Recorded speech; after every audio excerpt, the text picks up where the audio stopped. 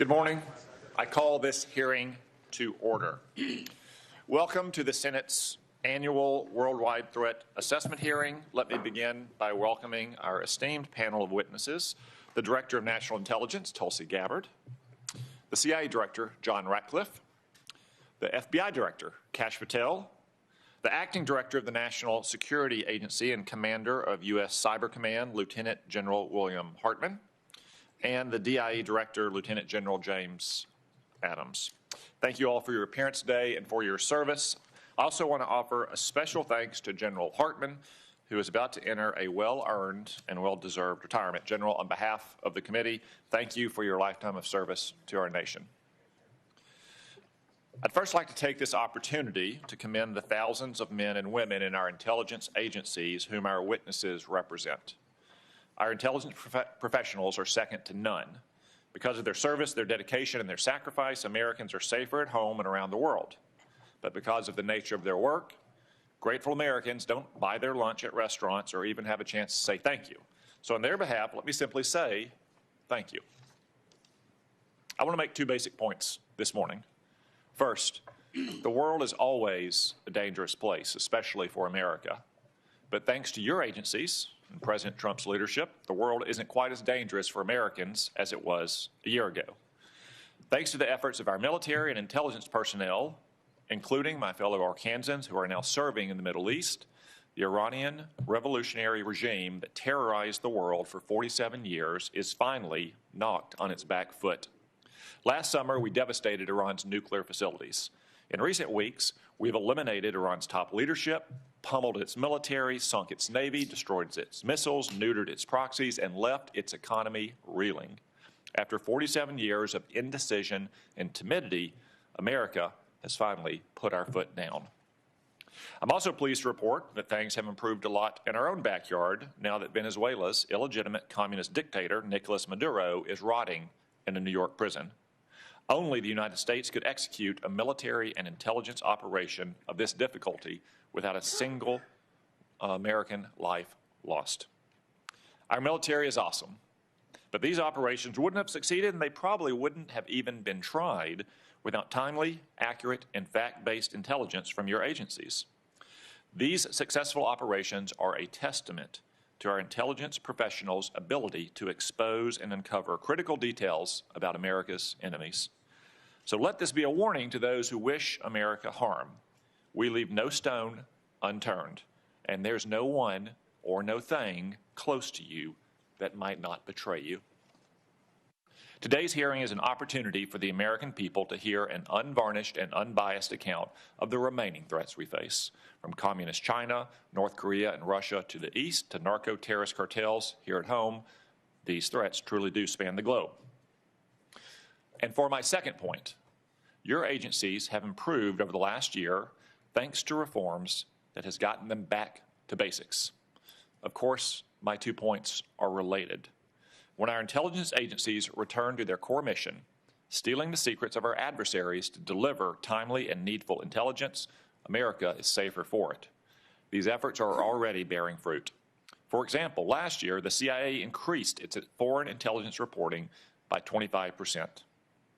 This year, the CIA is on track to hire and deploy more officers than at any point in the last quarter century. While I'm greatly encouraged by the progress, more remains to be done. We must always equip our intelligence personnel with the tools they need to do their jobs well and execute their missions. That's why I fully support President Trump's request for a clean reauthorization of FISA Section 702. And it's why I expect a healthy intelligence budget request in the administration's supplemental appropriations request to fund operations against Iran and narco-terrorists. No doubt our military needs supplemental funding, but our intelligence agencies need it just as badly. Moreover, I urge each of you to continue to make personnel and institutional reforms that will cement these changes and foreclose a return in the future to bureaucratic bloat, political bias, and excessive caution within your services. When I became chairman, I promised real reform across the entire intelligence community. Our first Intelligence Authorization Act set the foundation for a more efficient intelligence community by, for example, reorganizing the ODNI, improving the security of CIA installations, and directing resources towards foreign intelligence collection and covert action. This year, I look forward to going further, namely by growing our cadre of collectors, making generational investments in core capabilities, providing new capabilities to defend our space assets, and further codifying reforms to guard against any future return of bloated and biased bureaucracy. I look forward to working with you towards these ends. I now recognize the Vice Chairman. Thank you, Mr. Chairman, and let me also offer a good morning to our witnesses. Let me also join you, Mr. Chairman, and begin by thanking literally the tens of thousands of men and women across America's intelligence community who work every day to keep our country safe. Their work is by necessity secret. That is the nature of intelligence. But that is also why hearings like this one matter so much. Over the past year, we have seen a series of developments that raise serious concerns about the erosion of safeguards that protect both our democracy and our security. And nowhere is that more worrying than when it comes to the integrity of our elections. For decades now, our intelligence community has warned that foreign adversaries, including Russia, China, and Iran, are actively seeking to shape the outcome of American elections. These efforts have included cyber intrusions, disinformation campaigns, and covert influence operations designed to divide Americans and undermine our confidence in our democratic institutions. Protecting our elections from these threats should be one of the intelligence community's highest priorities. The DNI is supposed to be coordinating intelligence on foreign election interference, warning the American people about adversaries seeking to undermine our democracy, ensuring that federal, state, and local officials have the information they need. Congress even required the creation of a foreign malign influence center inside the office of the DNI to coordinate the intelligence community's response to foreign election interference and ensure that these threats are properly shared across the government. That is the mission Congress assigned to the DNI. But while foreign adversaries are actively probing our democratic institutions, the DNI has eliminated the Foreign Malign Influence Center and does not have a designated official coordinating the response to election threats.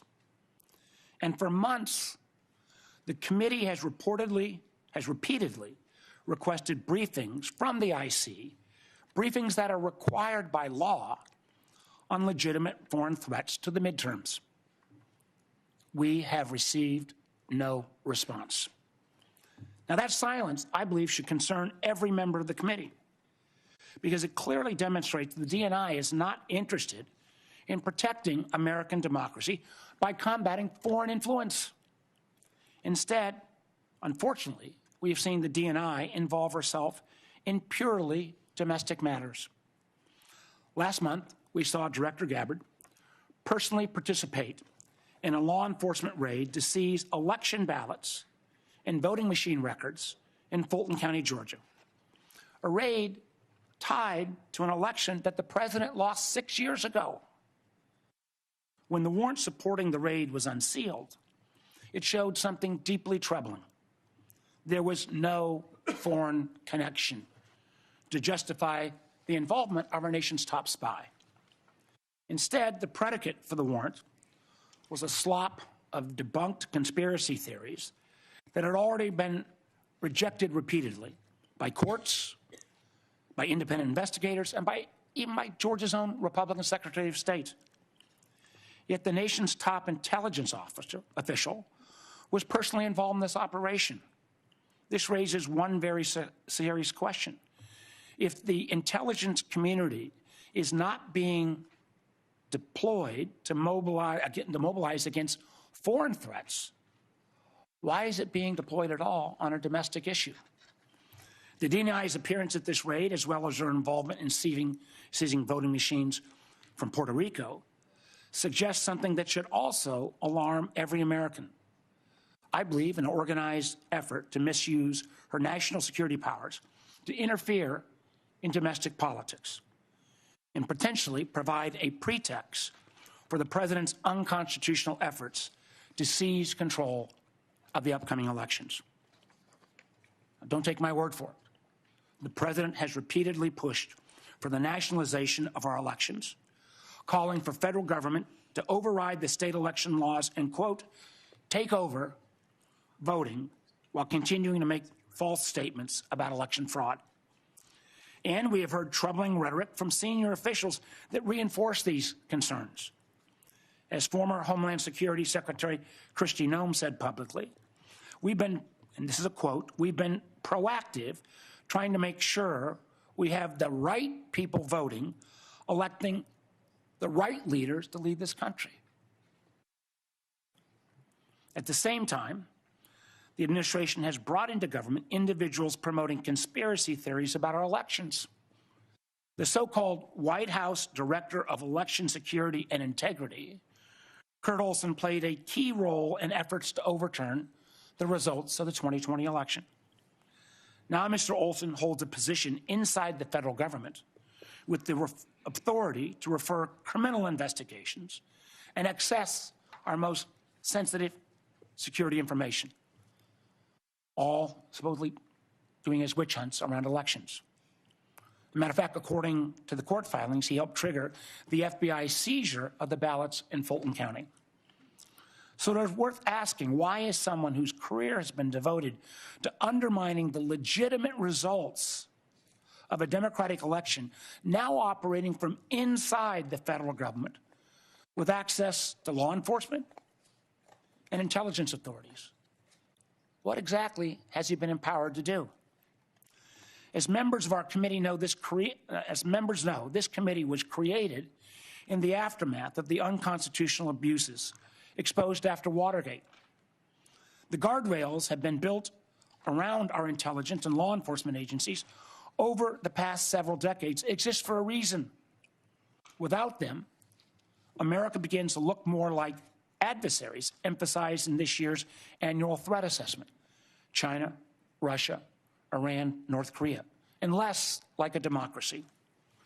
Confronting these very clear and present threats to American security requires experienced professionals in intelligence agencies that are focused squarely on their mission. Instead, over the past year, we've seen actions that only serve to weaken them. Politically motivated purges at the FBI has resulted in the exodus of hundreds of agents and the reassignments of hundreds more from key national security areas like counterintelligence, counterterrorism, and cyber, and where they've been redeployed to? Immigration enforcement.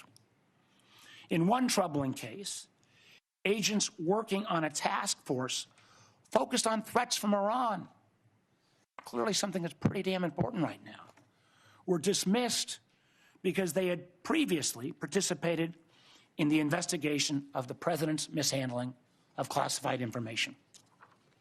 Elsewhere, the Bureau's budget is being slashed. Last year, it cut over $500 million, with the largest decreases from cyber, counterterrorism, and counterespionage.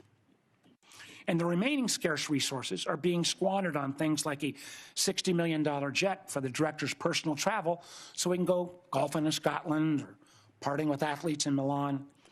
In fact, according to a whistleblower account, those flights became so frequent they even delayed the Bureau's response to major incidents like the Charlie Kirk assassination or the shooting at Brown University. Credible reports also indicate that highly trained FBI agents from elite SWAT units have been reassigned to chauffeur his girlfriend, an unprecedented use of personnel whose training are actually intended for hunting violent criminals and neutralizing terrorists. Unfortunately, this dysfunction has not been limited to the FBI. Both the National Security Agency and the Defense Intelligence Agency, and this is no reflection on the two gentlemen sitting in front of us, were both left leaderless for months after the president fired their directors, one at the behest of a 9/11 conspiracy theorist, and the other for providing a fact-based assessment that contradicted the president's claims about obliterating Iran's nuclear program. Clearly, if the program had been truly obliterated, the president wouldn't be bombing again right now. And again, more than 1/3 of the personnel at FISA, created by Congress to protect critical infrastructure like power, water, and election systems, have been forced out. That seems like a real mistake as we still grapple with the intrusion called Typhoon and the recent Iranian cyber attack on Stryker. And we are now seeing in real time the cost to the State Department. Thousands of American citizens were trapped in a literal war zone with little assistance from their own government. For a time, those calling the State Department hotline for assistance were greeted with a pre-recorded message that said, quote, "Please do not rely on the U.S. government for assisted departure or evacuation." This was a foreseeable security crisis. When you start a war of choice, when there was no imminent threat, you should be able to prepare to make sure you get Americans out of the war zone. That same attitude, pushing some of our closest friends into the arms of our most capable foes, has profound consequences. Two of our most significant allies, Canada and the UK, are currently working to sign trade deals with China because they no longer believe the United States is a dependable partner. That's a remarkable statement in 2026. And in the president's war of choice with Iran, a war that has already killed 13 service members, cost American taxpayers billions of dollars, and scrambled supply chains from oil to fertilizer to aluminum, nobody answered the call when the president asked our allies to help reopen the Strait of Hormuz. As the president's own counterterrorism chief acknowledged in his resignation yesterday, Iran posed no imminent threat to the United States. And unfortunately, our allies have been alienated and distracted by the administration's unilateral threats like invading Greenland, and the result is clear. Americans have been left more exposed in an already dangerous conflict. Now, what I just outlined is quite a list, and it's a partial one at that. Matter of fact, we've got a full list we'd like to share with all the press. So what does this all mean? It matters because I believe the warnings contained in this year's annual threat assessment. I believe our IC when they say the global security environment is becoming more complex and that armed conflict is becoming more global. And I also agree with the assessment when it says that to succeed, we must think prudently and prioritize our efforts. On the topic of the annual threat assessment, I want to close where I began by noting that since the first time since 2017, in the aftermath of Russia's intervention in our 2016 elections, the annual threat assessment includes nothing about adversary attempts to influence American elections. Now, I don't believe this omission means that the threat has disappeared. It means that the intelligence community is no longer being allowed to speak honestly about it. And it raises serious questions, and I will be asking about your priorities, Director Gabbard, in terms of what you're choosing to prioritize instead. Thank you, Mr. Chairman. I yield back. Before we go to the witnesses, now that we have a critical mass of members, I would simply like to remind members that we will handle questions as we did last year, seniority at the time of the gavel, and alternating between Democrats and Republicans. We'll have one round of questions, 7 minutes per round. I will not entertain questions after 7-minute time has expired. Furthermore, I expect to convene the closed session in our usual location promptly 30 minutes after the open session begins. Director Gabbard, the floor is yours. Thank you, Chairman Cotton, Vice Chair Warner, members of the committee, good morning. I'm here today to present the 2026 Annual Threat Assessment, joined by the directors of the CIA, FBI, DIA, and NSA. Before I continue, on behalf of the intelligence community, I want to extend our thanks to General Hartman for his 37 years of service in uniform and closing out his 37 years with tremendous leadership of the NSA. This briefing is being provided in accordance with ODNI statutory responsibility. I'd like to remind those who are watching what I am briefing here today conveys the intelligence community's assessment of the threats facing U.S. citizens, our homeland, and our interests, not my personal views or opinions. In this assessment, we're following the structure of priorities that were laid out in the President's national security strategy, starting with threats to our homeland and then shifting to global risks. The defense of our homeland is of the utmost importance to the American people, and efforts by this administration have shown over the last year the results of bolstering homeland defense in the security of the American people. For example, the strict enforcement of U.S. policies at the U.S.-Mexico border and regionally have served as a deterrent, drastically reducing illegal immigration. Based on Customs and Border Patrol data, January 2026's monthly encounters are down 83.8% compared to January 2025. Encounters declined 79% compared to 2024. The drivers of migration are likely to continue. Potential worsening instability in countries like Cuba and Haiti risk triggering migration surges, and smugglers who have long operated as transnational criminal organizations continue to view chaos as an opportunity for profit and will continue to look to profit from illegal immigration flows.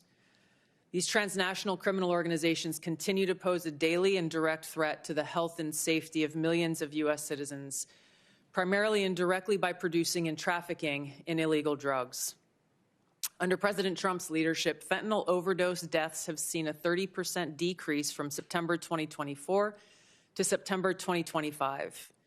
President Trump's aggressive efforts to more directly and actively target these transnational criminal organizations and reduce the inflow of fentanyl precursors has already had a significant impact, which is likely to continue. We've seen fentanyl potency also decrease, likely due to disruptions to the production supply chain. U.S. efforts to work with China and India to halt the flow of fentanyl precursor chemicals to North America are demonstrating some improvement, but there is more work to be done, as sadly, there are still tens of thousands of fentanyl-related deaths in America every year. Mexico-based TCOs like the Sinaloa Cartel and Jalisco New Generation Cartel dominate the production and smuggling of fentanyl, heroin, meth, and cocaine into the United States. Colombia-based DCOs and illegal armed groups like the Revolutionary Armed Forces of Colombia and the National Liberation Army are responsible for producing and trafficking large volumes of cocaine to the U.S. and European markets, with now some indicators of attempts to expand their market to the Asia-Pacific region. Colombia remains the world's largest producer of cocaine, and Colombian criminal groups have expanded their trafficking relationships with neighboring Ecuadorian and Brazilian gangs. As you know, MS-13 is well established in cells within the United States and uses violence to intimidate the Salvadoran diaspora, engaging in murder, extortion, retail drug trafficking, firearms offenses, and prostitution, fueling increased violence and instability. These and other TCOs continue to present a very tangible and individualized risk of violent crime to everyday Americans and contribute to regional instability. As the President increases his focus on counter-drug and counter-cartel pressures, they are likely to seek ways to try to adapt their operations, including shifting production locations and trafficking routes and methods. The United States continues to face a complex and evolving threat landscape with a geographically diverse set of Islamist terrorist actors seeking to propagate their ideology globally and harm Americans, even as al-Qaeda and ISIS remain weaker today than they were at their respective peaks. The spread of Islamist ideology, in some cases led by individuals and organizations associated with the Muslim Brotherhood, poses a fundamental threat to freedom and the foundational principles that underpin Western civilization. Islamist groups and individuals use this ideology for recruiting and financial support for terrorist groups and individuals around the world, and to advance their political objectives of establishing an Islamist caliphate which governs based on Sharia. There are increasing examples of this in various European countries, and President Trump's designation of certain Muslim Brotherhood chapters as foreign terrorist organizations is a mechanism to secure Americans against this threat. In response to setbacks to their capabilities of conducting large-scale complex attacks, Islamist terrorist groups have shifted toward focusing on executing information operations to spread propaganda and inspire or enable individuals located in or with access to the West. U.S. counterterrorism efforts, primarily in Iraq, Somalia, Yemen, and Syria in 2025, were instrumental in removing key terrorist leaders and operatives, degrading the ability of al-Qaeda and ISIS to quickly reconstitute its leadership and plan large-scale attacks against the homeland and U.S. interests abroad. Strict U.S. border enforcement measures and increased deportations of individuals with suspected links to Islamist terrorists have reduced access to the homeland and removed some potential sources of future terrorist attacks. Since January, U.S. officials have only had a handful of encounters at our borders with individuals associated with terrorist groups. This is a positive trend. However, our interagency coordinated efforts to continue to identify, locate, and remove known or suspected terrorists who may already be in the United States continues with vigilance. In 2025, there were at least 3 Islamist terrorist attacks in the United States. Law enforcement disrupted at least 15 U.S.-based Islamist terrorist plotters. Roughly half of last year's disrupted plotters had some online contact with Islamist terrorists inspired by Islamist foreign terrorist organizations abroad. For example, in the recent attempt to attack a synagogue in Michigan, the shooter had familial ties to a Hezbollah leader. Al-Qaeda and ISIS pose the biggest threat to U.S. interests overseas in parts of Africa, the Middle East, and South Asia, where these groups operate. In the Middle East, AQAP in Yemen, ISIS-K in South Asia, and ISIS in Syria are among the most likely groups conducting external plotting. ISIS in Syria is likely seeking to rebuild its ranks, expand support networks, and solicit funds by re-engaging with and recruiting from the likely hundreds of ISIS detainees and thousands of ISIS-linked women and children who were either released or escaped from prisons and displaced person camps that were previously run by the Syrian Democratic Forces in northeast Syria. Meanwhile, state actors present a risk broader in scope by seeking new capabilities in kinetic and cyber warfare. The United States' secure nuclear deterrent continues to ensure safety in the homeland against strategic threats. However, the intelligence community assesses that Russia, China, North Korea, Iran, and Pakistan have been researching and developing an array of novel, advanced, or traditional missile delivery systems with nuclear and conventional payloads that put our homeland within range. The IC assesses that threats to the homeland will expand collectively to more than 16,000 missiles by 2035, from the current assessed figure of more than 3,000 missiles. The IC assesses that China and Russia are developing advanced delivery systems meant to be capable of penetrating or bypassing U.S. missile defenses. North Korea's ICBMs can already reach U.S. soil, and the IC assesses that it is committed to expanding its nuclear arsenal. Pakistan's long-range ballistic missile development potentially could include ICBMs with the range capable of striking the homeland. The IC assesses that Iran has previously demonstrated space launch and other technology it could use to begin to develop a militarily viable ICBM before 2035, should Tehran attempt to pursue that capability.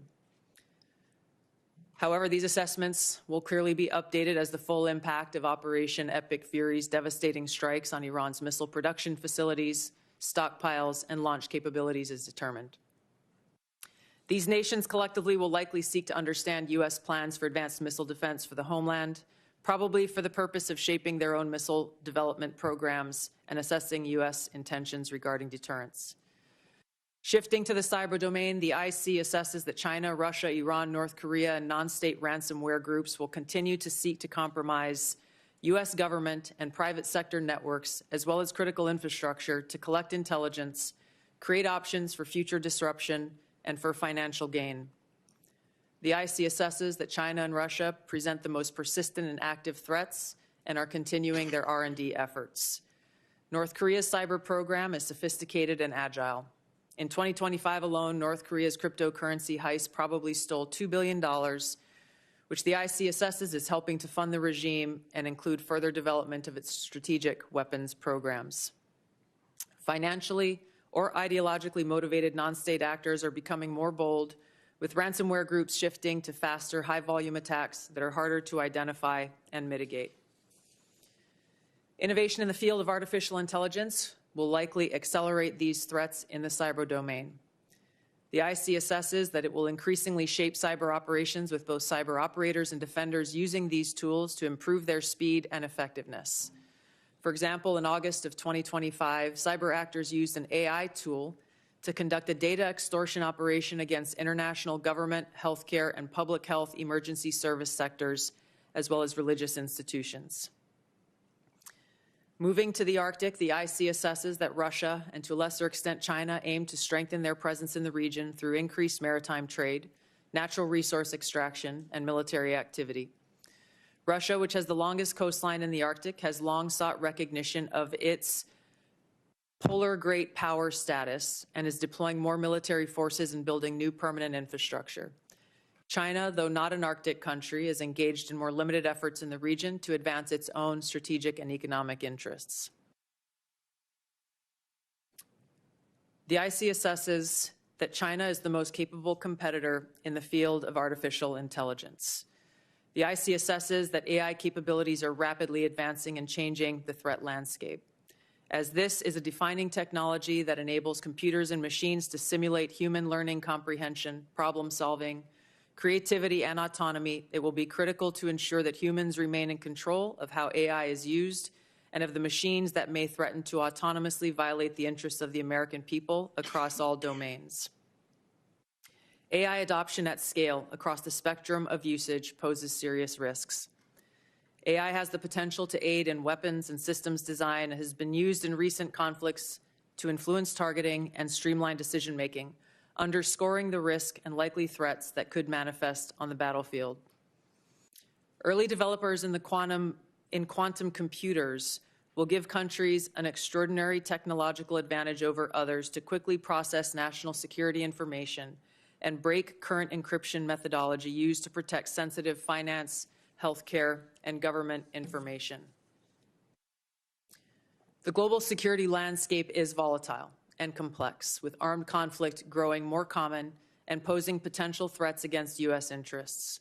Strategic competition and regional and smaller powers are becoming more willing to use force to pursue their interests, heightening the risk of conflict. The IC assesses the space domain is becoming increasingly contested, with China and Russia developing counter-space capabilities to challenge U.S. space efforts. The threat of nuclear proliferation and advancing chemical and biological warfare capabilities continues to grow. I'll turn now to our neighborhood in the Western Hemisphere, where flagging economies, high crime rates, pervasive organized crime, migration flows, corruption, narcotics trafficking, all of these present a spectrum of risks to U.S. interests, and where strategic competitors seek to gain greater influence in the region.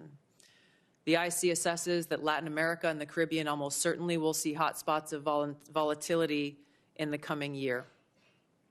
Since Maduro's arrest, the IC assesses a shift in Venezuela's leadership towards cooperating with the U.S. to open its economy, to develop the country's oil and gas extraction capability, and we've seen their movement in releasing political prisoners. The U.S.-Mexico-Canada Agreement review in 2026 will likely increase uncertainty in many Latin American countries, especially those that rely on Mexico as an export destination for intermediate goods for manufacture and onward export to the U.S. China, Russia, and Iran are likely seeking to sustain economic, political, and military engagement with Latin America. The IC assesses that China's demand for raw materials is likely to continue to drive its economic outreach, while Russia likely wants to expand its current security and diplomatic ties with Cuba and Nicaragua. The IC assesses that China aims to elevate its own political, economic, military, and technological power to increase its own regional positioning and global influence to fend off threats to their interests. While there are challenging areas where interests diverge, President Trump's diplomatic engagements with President Xi to work towards U.S. interests have enabled progress where those interests align.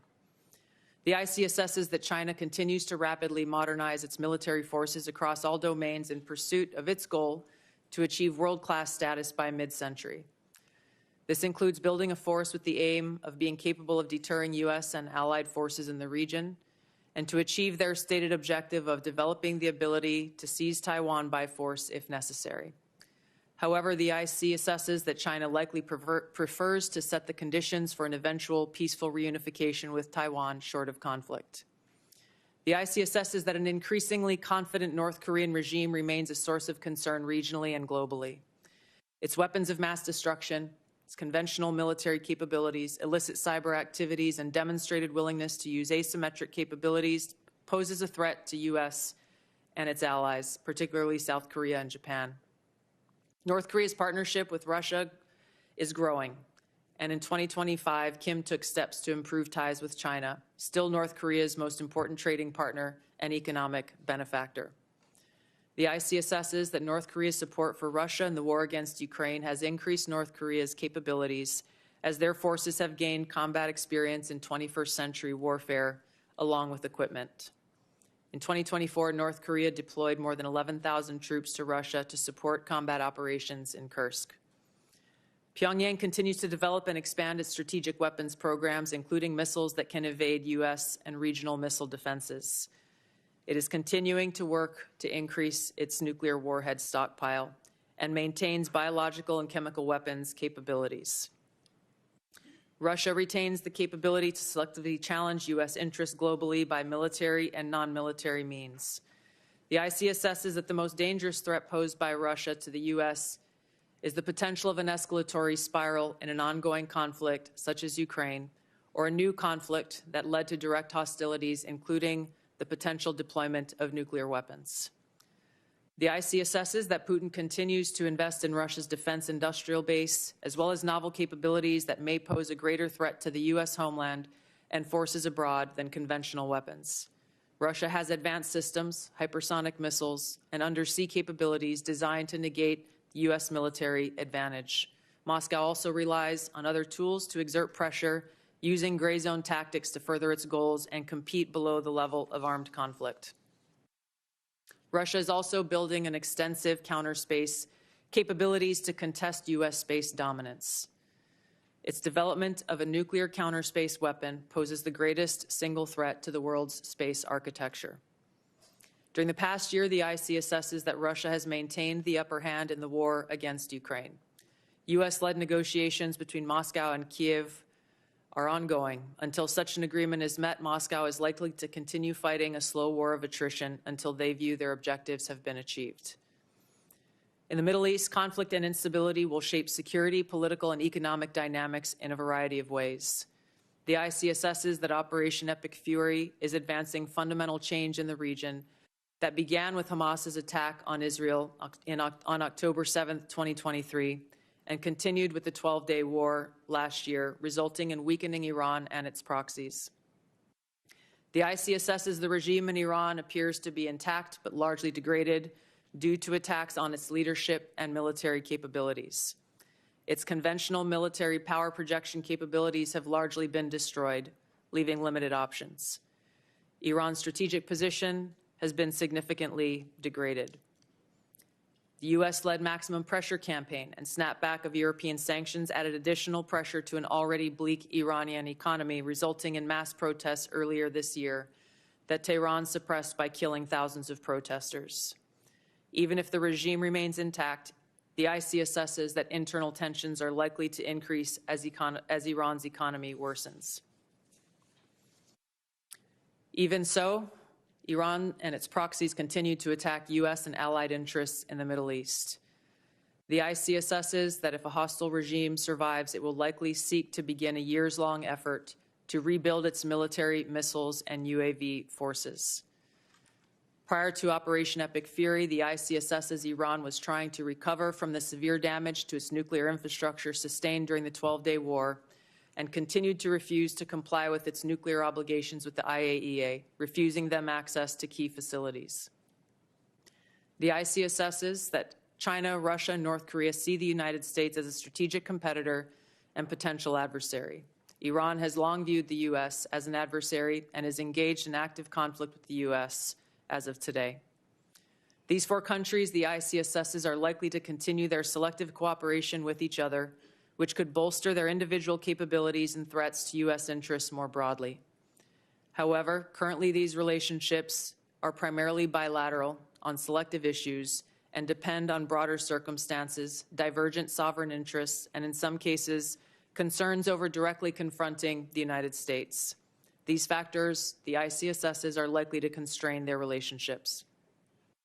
Finally, conflicts on the continent of Africa are likely to persist through 2026 due to poor governance, economic demands, and external support.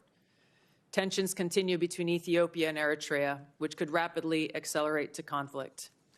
Contentious national elections in Somalia could distract the federal government away from counterterrorism actions against al-Shabaab, which continues to conduct terror attacks while providing funding and propaganda support to other elements of al-Qaeda in Yemen.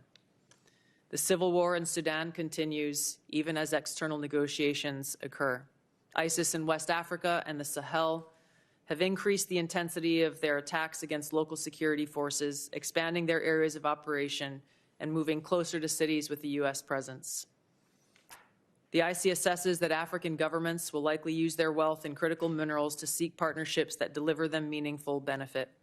Concurrent conflicts and crises across the continent will continue to put U.S. citizens at risk and cause further instability.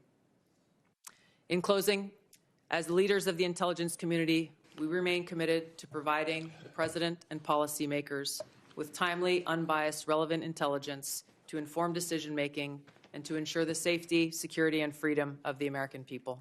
Thank you. Thank you, Director Gabbard. General Adams, Camden, Arkansas is the home of brand new production lines for the Israeli missile defense interceptors. Could you please explain how Critical Arrow and Iron Dome systems being built in Camden are for not only Israel's defenses, but the defense of hundreds of thousands of American citizens and troops in the region?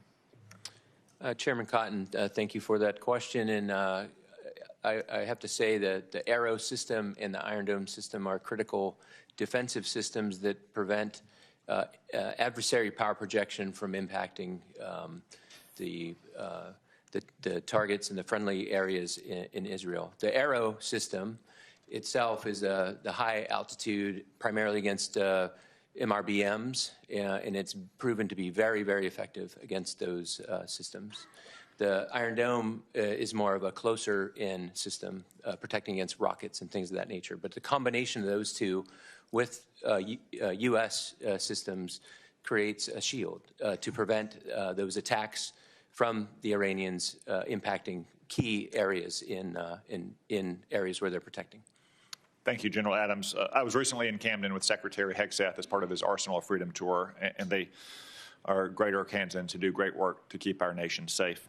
General Hartman, we've often spoken about our pressing need for more cybersecurity manpower and part-time formation, such as the Arkansas Air National Guard's 223rd Cyberspace Operations Squadron are a great way to grow the force. What recommendations do you have to grow these cyber protection teams and develop more capacity for local and national missions? Chairman Cotton, thanks for the question. I did hear a little bit about the great team in Arkansas there, and I know 855 CPT operates from that formation. And so for us, certainly looking at a number of different initiatives. One, ensure that we can share all of the relevant top secret classified information and other sort of indications and warning that the organizations need.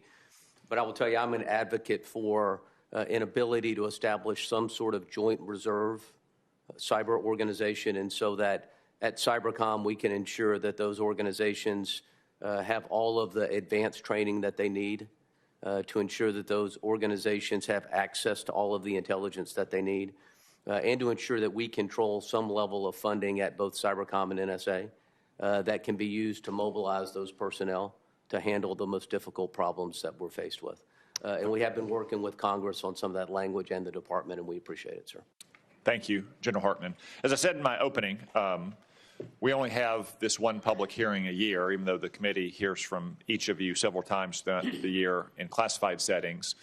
So we don't often have a chance to tell the American people what great work their intelligence professionals are doing for them. So Director Ratcliffe, could you take the opportunity to maybe join in the excellent briefings that Secretary Hegseth and General Kane have provided on a regular basis over the last couple months on the military aspects of both the Maduro raid and Operation Epic Fury, to explain the CIA's contributions to those operations.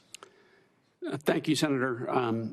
You know, last year when I was here in my confirmation, I promised you all, and you had all asked for, a more aggressive CIA, one that was focused on core mission, getting back to the business of stealing secrets, to be able to provide our policymakers with a decisive strategic advantage that would allow and advance and contribute to foreign policy and national security successes. To the credit of the CIA workforce, the CIA has delivered. Some of those successes have been very public. As you mentioned, Senator, Operation Midnight Hammer, Operation Absolute Resolve, flawless military operations like that are hostage to a flawless intelligence picture, and the CIA, as you know from classified briefings, contributed in myriad ways to the success of that. But what I would say to you is those successes are just emblematic of the phenomenal progress and success really by every measure, every metric, every standard across every national security space with regard to the work of the CIA. Senator, you mentioned some of it in your opening. The increase of our asset stable and our human sources up by 25%, our FI collection across the board, our foreign intelligence collection up by 25% overall, and in important categories like China, for instance, up 100%. In areas like tech and AI, up 45%. On the counter-narcotics front, our operations up by 70%. And with regard to counterterrorism, those are classified numbers that I'll share with you in the classified portion of this hearing, but they're off the charts good. The best way I can summarize it, Senator, is I had a 32-year veteran of the agency retire this year, and he said to me, I hate to go. I don't know if this is the best year that the CIA's ever had, but it's the best year I can ever remember. And I think that reflects the current morale of the CIA. It's a workforce that knows it's doing a great job. It knows that it's being allowed to do what they signed up to do, which is provide that decisive strategic advantage to our country for great successes that everyone can see. So I thank you for the opportunity to let me recognize the CIA workforce. Thank you. Director Ratcliffe, I want to address one specific threat from Iran, the threat of an intercontinental missile, which is really just the combination of two technologies, one thrust to get something into space and a reentry vehicle to get it back to Earth. Iran has always had a space launch program, which is flimsy cover. For the first part of that intercontinental missile program, I haven't seen any Iranian astronauts in space lately. And second, they have medium-range ballistic missiles, which already have a reentry vehicle. So if you crudely married those two technologies together, I've heard some analysts say that Iran could have had a functioning intercontinental missile to threaten the United States in as few as 6 months. Would you agree with that assessment? Well, you're right to be concerned about Iran's development of longer-range ballistic missiles, Senator. If Iran were allowed to develop at the IRBM ranges, which is 3,000 kilometers, it would threaten most of Europe. And yes, as you mentioned, we know that Iran is gaining experience in these larger, more powerful booster technologies through its so-called space launch vehicle program. If left unimpeded, yes, Senator, they would have the ability to range missiles to the continental U.S. It's one of the reasons why degrading Iran's missile production capabilities that is taking place right now in Operation Epic Fury is so important to our national security. Thank you. Vice Chairman. Thank you, Mr. Chairman. Director Gabbard, the whole country knows that you were recently involved in an FBI operation to seize ballots in Fulton County, Georgia. Yet this was despite the fact that the warrant showed no foreign interference or nexus. Matter of fact, the warrant was based entirely on conspiracy theories that have already been examined and rejected repeatedly. Now, where is the authority for you to involve yourself and a domestic law enforcement activity? Thank you, Vice Chairman. I appreciate the question. As you know, I've addressed every issue you've raised in detail in a letter, but I'm grateful for the opportunity to do it in this forum. As you stated, Congress provided by statute, ODNI, with the responsibility of election security and counterintelligence in 2021. As you also know, ODNI has purview and oversight. I know the history very well, but could you just I am addressing the question. ODNI also has purview and overview over two domestic-related agencies, the Department of Homeland Security and the FBI, both of which have purview over election security responsibilities to ensure the integrity of our elections. I want to correct one of your statements that you've made multiple times, which is false. I did not participate in a law enforcement activity, nor would I, because that does not exist within my authorities. You were present on the scene. Are the photos of you on the scene false? I was at Fulton County, sir, at the request of the president, and to work with the FBI to observe this action that had long been awaited. I was not aware of what was in the warrant or was not in the warrant. And what was the president's specific request for you to go to? What was the specific request that was made by the president for you to show up in Fulton County? To go and observe the FBI's activities on this issue. So why? When you look at the your question, sir. Do you have the answer why the president was knowing about this affidavit before it was even served? I'm not aware that the president knew about an affidavit before it was served. Then why was he sending you to Fulton County? This occurred the day that the FBI had it approved, their warrant approved by a local judge, and they began to execute this. To address your question, sir, about the foreign nexus question, in order for us to better understand the vulnerabilities in our election systems that may exist today as we look to 2026, and yes, we are very focused on trying to make sure that this election is one that the American people have Director faith, Gabbard, I've got a number of questions. Director Gabbard, I have a number of questions. Let me ask my next question, please. You have not provided any of the required reports or briefings to this committee on foreign interference. This is the first threat assessment since 2017 that didn't even mention foreign interference. Last year, when you were already confirmed, it mentioned it at high level. Are you saying there is no foreign threat to our elections in the midterms this year? As I stated in the outset of my remarks, this year's annual threat assessment matches the prioritization of threats and Please answer the question, yes or no. Is there foreign threat interference to our elections this year? Laid out. Are there foreign... Please allow me to answer the question, sir. The intelligence community has been and continues to remain focused on any collection and intelligence products that show a potential foreign threat for those who are seeking to... So far, there has been none then because you've made no reports. System. Excuse me, ma'am.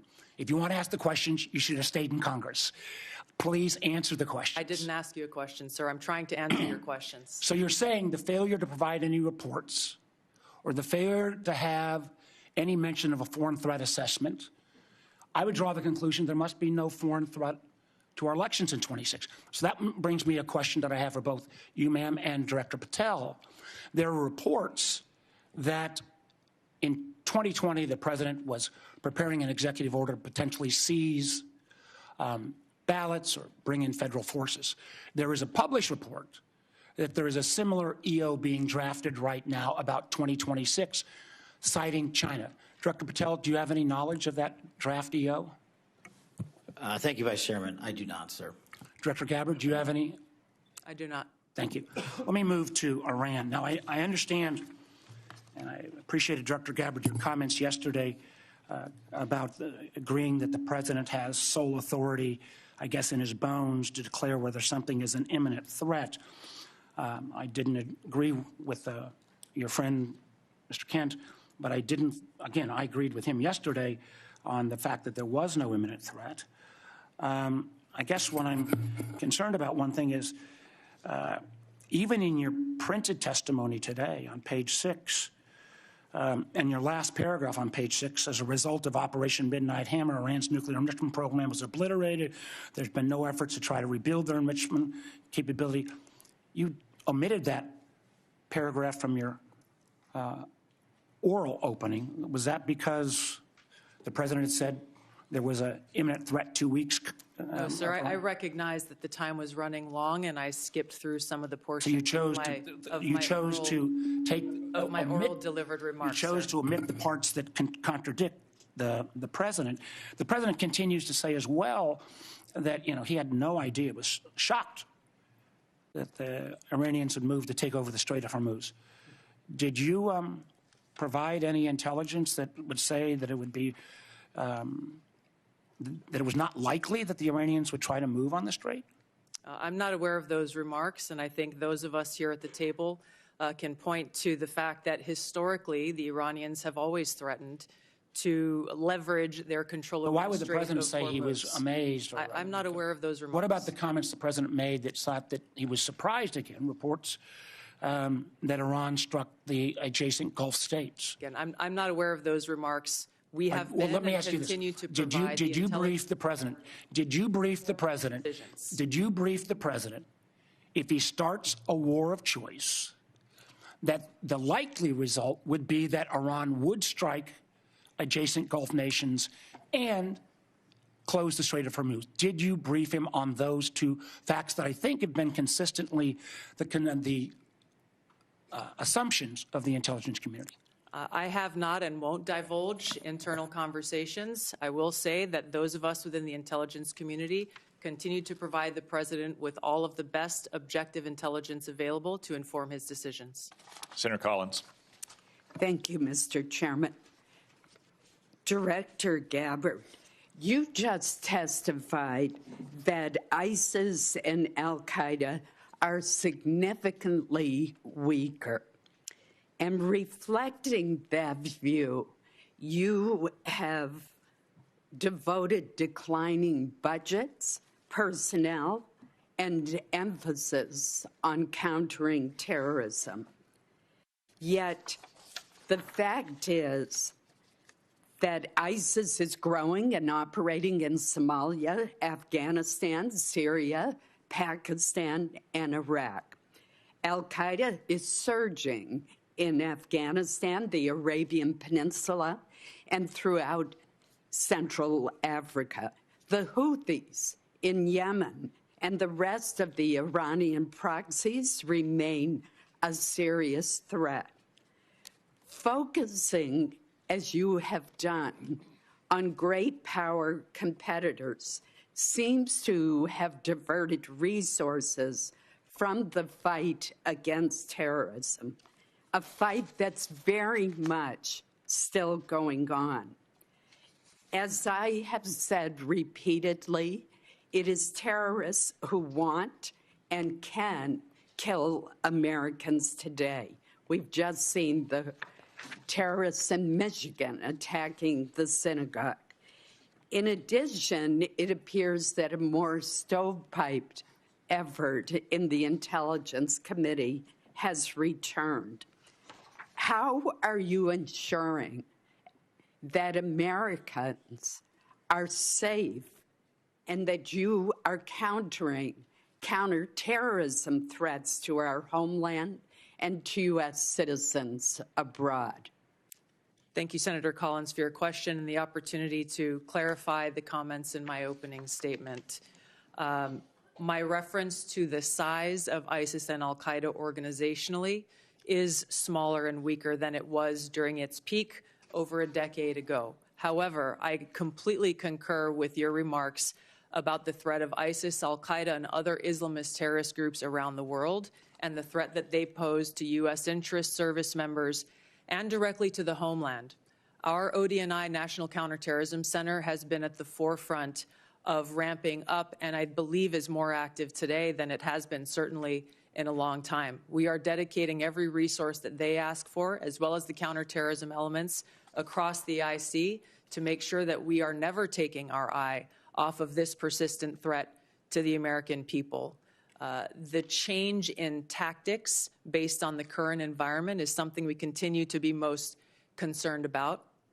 Where increasingly we are seeing less indicators of large-scale organized complex threats or attacks, and instead efforts focused on individuals either who have been radicalized by Islamist propaganda and may not have ever had contact with ISIS or Al-Qaeda, for example, and others who have had contact, of which we are able to have more indications of. This remains and will be, and as we come to present our budgets to you, a foremost and primary priority. The integration across the intelligence community on the counterterrorism threat occurs every single day, with our teams working very effectively together to thwart terrorist attacks as we have over the last year. Director Patel, I'm going to follow up on this issue with you. ISIS targets potential recruits online through social media, gaming platforms, encrypted messaging apps. ISIS even facilitated a network online to smuggle illegal immigrants into the United States. Since April 2021, there have been more than 52 jihadist-inspired cases across 30 states. What measures is the FBI taking to prevent foreign terrorist organizations from recruiting or influencing Americans, while also ensuring the protection of individuals' right to privacy? Thank you, Senator. And I think you said it best. They have transferred their capabilities in terms of personal recruitments to online recruitments, which makes any terrorist organization, including ISIS, all the more powerful. What we have done is extended and expanded resources to environments like the Threat Screening Center, which allows us to collect biometric capabilities from all over the world. We've had a double-digit increase in that and a double-digit increase in intelligence production. But what we've also done in the CT space specifically is expand the number of agents and intel analysts that go online and detect, based on our biometric capabilities and intelligence that we have from the interagency. And what that leads us to is what we saw in December of last year, Senator, where we at the FBI stopped 4 terrorist attacks, 4 in California, Texas, North Carolina, and Pennsylvania, 3 of which were ISIS-inspired. We were able to detect these individuals both online and in person using our covert platforms, and we shuttered a bombing campaign in Southern California and 2 mass casualty events for New Year's Eve. Director Gabbard, the intelligence community did not detect an extremely serious breach affecting our telecommunications industry due to the Chinese Salt Typhoon incursions for a very long time. In addition, the Chinese Volt Typhoon threat poses a terrible threat by our talented intelligence community. Thank you, Senator Collins, for the question. Working with our partners at NSA and others to detect these threats and how they may be evolved or developing is something we're continuing to work on. Building strong partnerships with the private sector, whether it be in the telecom industry, the financial sector, the healthcare sector, the energy sector, is something that I'm rebuilding. We've seen some of these ongoing relationships falter over previous years. I've personally been astounded by some of the conversations I've had with leaders from these industries who are just as concerned as we are about these threats to our critical infrastructure, and yet don't feel that they have the connectivity or the information to be able to secure their own infrastructure. So in short, building those stronger partnerships, integrating and being able to share information intelligence where we can is critical for us to be able to secure our country from these threats. Thank you, Senator Collins. Senator Wyden. Thank you, Mr. Chairman. Director Gabbard, last year your agencies testified, and I quote, "Iran's large conventional forces are capable of inflicting substantial damage to an attacker, executing regional strikes, and disrupting shipping, particularly energy supplies, through the Strait of Hormuz." In other words, every problem we're seeing now was not only foreseeable, but was actually predicted by the intelligence agencies. So, Director, in the lead up to the start of this war 3 weeks ago, did the intelligence agencies stick to their assessment that in response to an attack, the Iranians had the capability to shut down the Strait of Hormuz? Thank you, Senator Wyden. The intelligence community has continued to provide the president and his team with the intelligence related to this operation in Iran before and on an ongoing basis. So right now, we're in a global energy crisis. We're paying more for gas. The economy is in danger. And it seems to me, and I heard you discuss this with Senator Warner too, that there's a lot of hedging going on with respect to entirely foreseen consequences of the war. And that strikes me, Madam Director, as what amounts to a historic mistake. Now, my second question is, did the intelligence agencies assess that the Iranians could respond to a regime change attack from us by attacking U.S. forces and other Americans in the region? The IC assessment has always taken very seriously the threat of the Iranian regime's missile capabilities and how our American troops within the region may be put at risk. Again, you know, it seems to me with Americans dying in the war, it's hard to see how you can sit here and say that the intelligence agencies couldn't provide a clear warning that if attacked, the Iranians would respond by attacking our people. Now, on Monday, Madam Director, Donald Trump was asked about Iranian strikes on the Gulf states. He said, and I quote, nobody, no, the greatest experts, nobody thought they were going to hit the Gulf states. You all are supposed to be the greatest experts. That's what we have you there for. Director Gabbard, did the intelligence agencies assess that Iran could conduct strikes on our own partners in the region if it was attacked? The intelligence community has continued to assess the potential threats to the region, the existing threats to the region, and providing those assessments to the policymakers and decision makers. Let me move on to several others of you with respect to 702 of FISA, and I'm just going to start with you, General Hartman. When Congress last reauthorized Section 702 of FISA, it included a provision that expanded the type of companies and individuals who could be forced to assist the government in its spying. Has this expansion resulted in any intelligence, General Hartman? Senator, thanks for the question. Just to be clear, this provision provided us an ability to collect foreign intelligence on personnel outside of the United States. This is the major 702 issue in terms of expansion. What was the effect of what was done? Senator, I would prefer to talk to you about exact specifics in the closed session. I'm happy to do that. Let's understand, though, this is a dangerously broad provision that could be used to rope in anybody with access to a cable box, a Wi-Fi router, or a server. It was jammed into the 2024 reauthorization bill at the last minute. Senators were told they had no choice but to support it.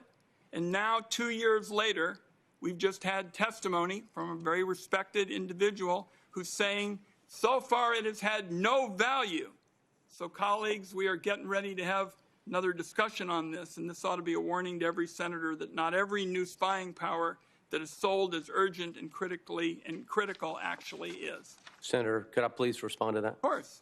So, Senator, I just want to be clear. It provided us no additional authority that doesn't involve collecting intelligence on foreigners that are outside of the United States of America. Fine. Director Patel, a question for you. In 2023, your predecessor testified that, and I quote, "To my knowledge, we do not currently purchase commercial database information that includes location data derived from Internet advertising." Is that the case still? And if so, can you commit this morning to not buying Americans' location data? Thank you. The FBI uses all tools, Senator, thank you for the question, to do our mission. We do purchase commercially available information that's consistent with the Constitution and the laws under the Electronic Communications Privacy Act, and it has led to some valuable intelligence for us to be utilized with our private and partner sectors. So you're saying that the agency will buy Americans' location data. I believe that that's what you've said in kind of intelligence lingo, and I just want to say, as we start this debate, doing that without a warrant is an outrageous end run around the Fourth Amendment. It's particularly dangerous given the use of artificial intelligence to comb through massive amounts of private information. This is Exhibit A for why Congress needs to pass our bipartisan, bicameral bill, the Government Surveillance Reform Act. I have time, I believe, for one more question. Director Patel, you 3 weeks ago indicated you were dissatisfied about having your phone records subpoenaed. Do you think the government ought to get a court order to collect phone records? Senator, in my experience, the government does get court orders to obtain phone records. One last question. General Adams, for you, in 2021, your agency confirmed that it had purchased and searched domestic location data. It is still your agency's position that you can buy Americans' location data without a warrant? And if so, are you still doing it? Senator, thanks for the question. With regards to commercially available information and publicly available information, the purchases that my agency makes is in alignment with the Constitution and protects U.S. persons' information. But you're buying location data, correct? I mean, we've now had that referred to twice, and I don't think there's any question that you're doing it. All of the purchasing of commercially available information by the agency is passed through legal channels and is in complete compliance with laws. Thank you, Mr. Chairman. General Hartman, I want to give you a chance to answer more specifically what Senator Wyden said. You did answer it indirectly. Does anything in Section 702 give the government the authority to target any American with a cable box or a Wi-Fi router? Chairman, nothing in 702 gives us the authority to target an American with a cable router or Wi-Fi device. Thank you. And I would observe about commercially available data that the keywords are commercially available. If any other person can buy it and the FBI can buy it and it helps them locate a depraved child molester or savage cartel leader, I would certainly hope the FBI is doing anything they can to keep Americans safe. It's not much different from longstanding Supreme Court precedent that, for instance, says law enforcement can go through trash that you put on the side of the curb because you no longer have a privacy interest in it. Senator Cornyn. Thank you all for your service to our country and the people you represent. We are in debt to all of you. I want to ask you, Director Ratcliffe, yesterday the head of the National Counterterrorism Center resigned, saying that Iran did not represent an imminent threat to the United States. Is there anything to indicate that Iran had ceased in its nuclear ambitions or in its desire to continue to build ballistic missiles capable of threatening American troops and allies in the Middle East? Senator, no. In fact, the intelligence reflects the contrary. So you disagree with Mr. Kent? I do. I would think any fair-minded assessment of the situation, even based on open sources, would reflect the danger the regime poses to the United States. Isn't it true they've basically been at war with the West since 1979 during the Iranian Revolution and have American blood on their hands? That's absolutely correct. I think Iran has been a constant threat to the United States for an extended period of time and posed an immediate threat at this time. The threat assessment says that al-Qaeda and ISIS maintain the intent to launch operations targeting the U.S., but it's most likely to occur through U.S.-based lone offenders. I want to ask you, Director Patel, it seems like there's been a raft of incidents recently. On March the 1st in Austin, Texas, where I live, a lone gunman wearing a sweatshirt saying "Property of Allah," and who the T-shirt he wore underneath had an Iranian flag, killed 3 innocent people and injured 12 more. And then we know in Virginia, the Old Dominion shooting, somebody who unbelievably was sentenced to 11 years in federal prison for attempting to support ISIS, but then was released only to commit another terrorist attack. We all are familiar with what's happened in Michigan, in New York, and I applaud the important role that the FBI has played in stopping some terrorist attacks, but obviously the FBI can't be everywhere all the time. Would you please talk about your cooperation and collaboration with Homeland Security investigations in countering terrorist attacks against the United States?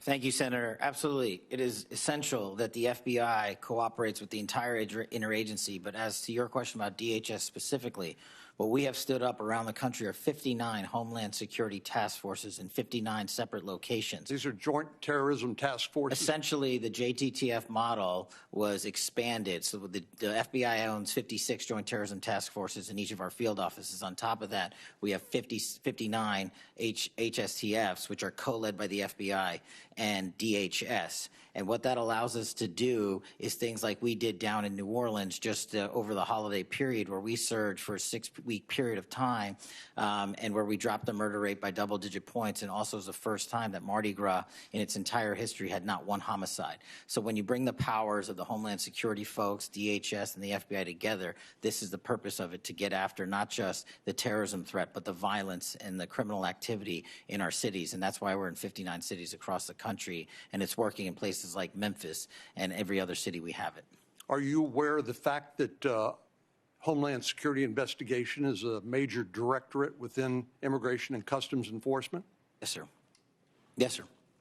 And are you aware that Senate Democrats have uniformly voted not to fund the Department of Homeland Security, including Homeland Security investigations, TSA, FEMA, and other functions of the Department of Homeland Security? Senator, I'm aware that employees of DHS are 1 month without pay.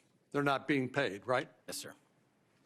And we were all seeing what's happening at airports where people are having to wait hours at a time because of the fact that these TSA agents are overburdened. But what I wanted to focus on with you is the refusal to fund the functions of the Department of Homeland Security, including Homeland Security investigations, making Americans less safe? Absolutely.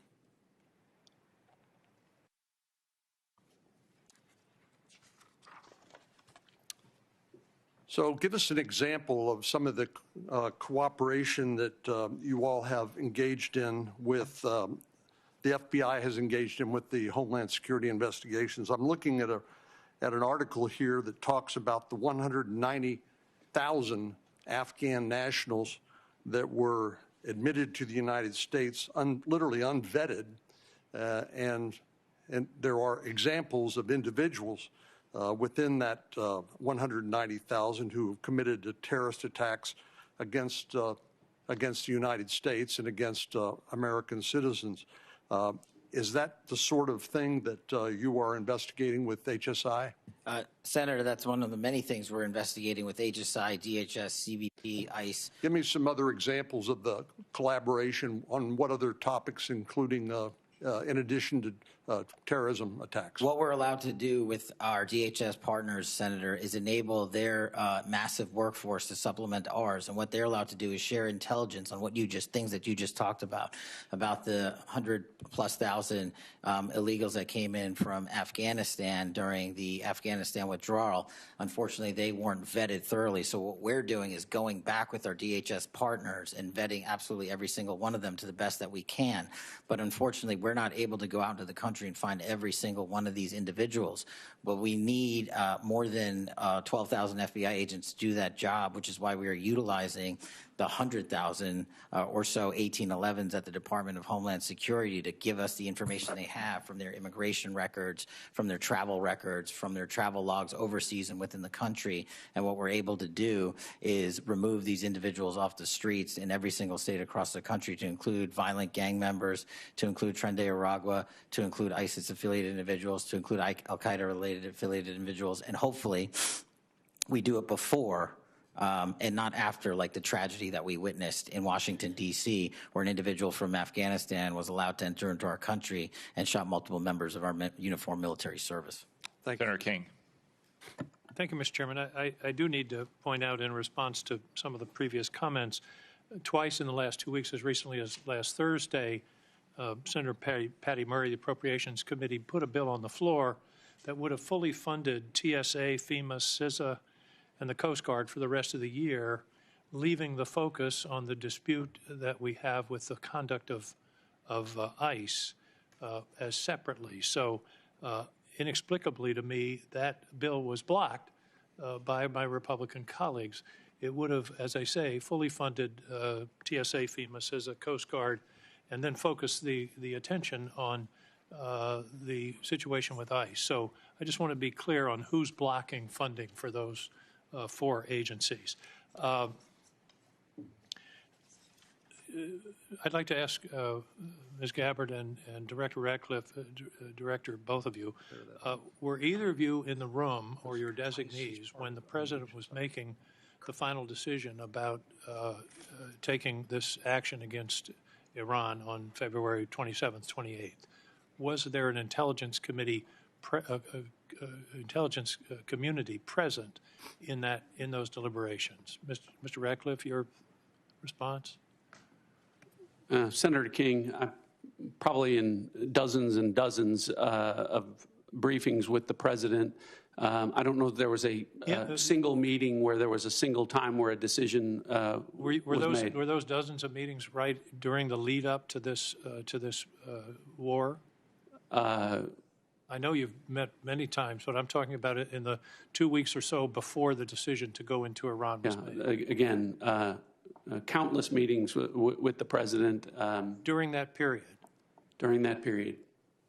Director Gabbard, were you present in those discussions? Likewise, yes. The reason I'm asking the question is there seems to be a discrepancy between what the Intelligence Committee community has reported over the years and what the President has said in terms of of this action. For example, Senator Wyden read the report from a year ago that strikes against neighboring states and action to close the Strait of Hormuz was predicted by the intelligence community. And yet the President says nobody knew. And my question is, did you tell him? Anybody want to answer that question? Senator, I'll answer the question. So with regard to briefings, the President gets briefings constantly about intelligence. Now, the comments that you talked about, I had not heard. But what I can tell you is that Iran had specific plans to hit U.S. interests and energy sites across the region, and that's why the Department of War and the Department of State took measures for force protection and personnel protection in advance of Operation Epic Fury. I think that's what's most important. Any predictions to the President about the Strait of Hormuz? All you got to do is look at a map, and you'll see that the vulnerability of the Strait of Hormuz.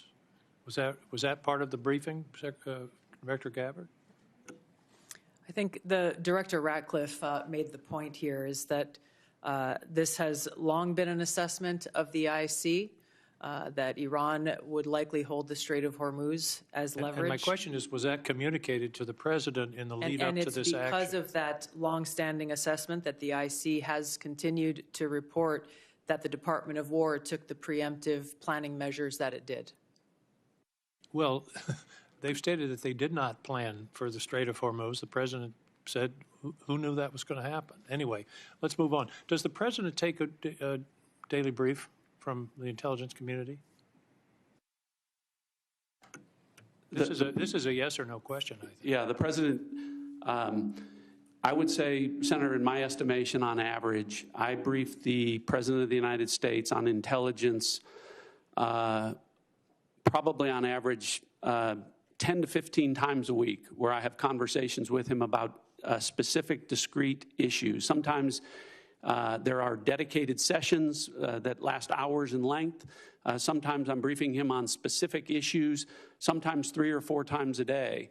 But I would say on average, my interactions where I'm briefing the President on important national security matters happens probably on average 10 to 15 times per week.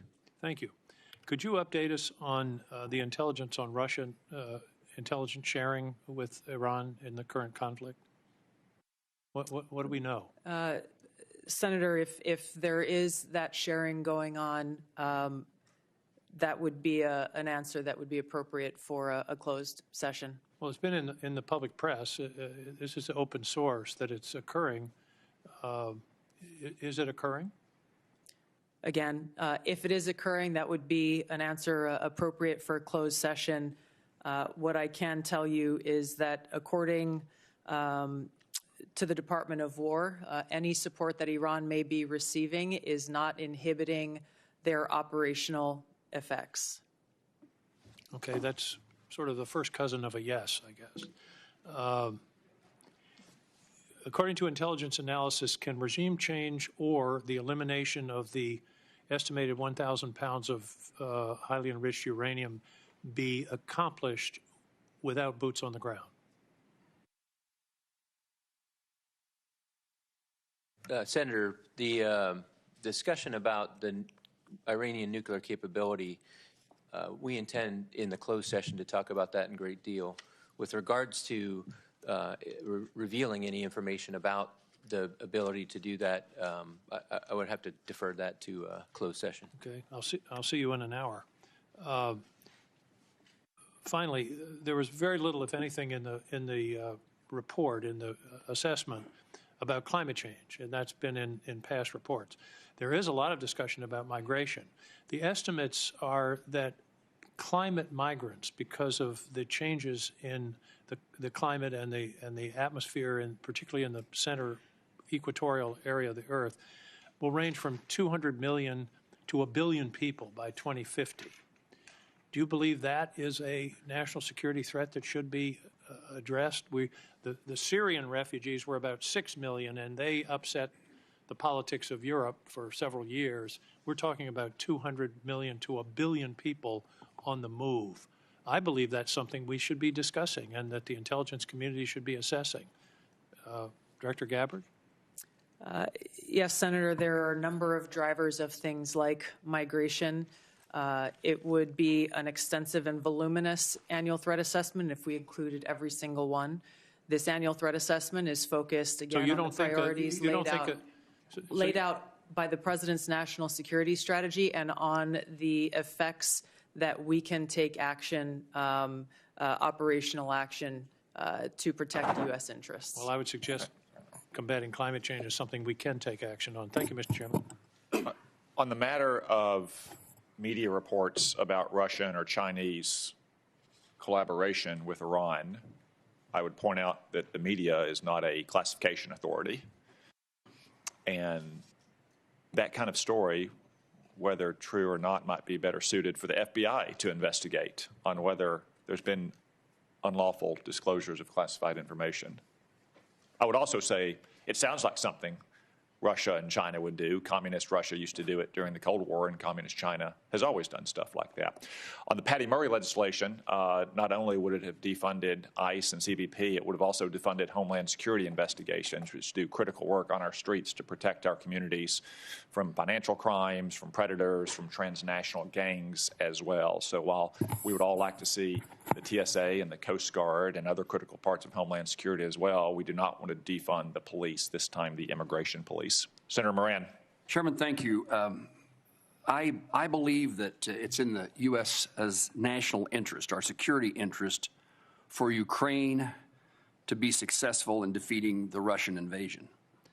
I'm concerned with the consequences of Operation Epic Fury on that ability of Ukraine to succeed in defending its borders.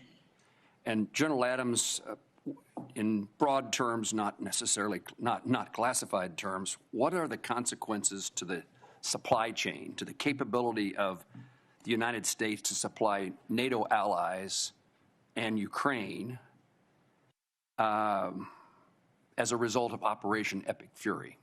My question is that usual problem of how do we do both? Are we doing both?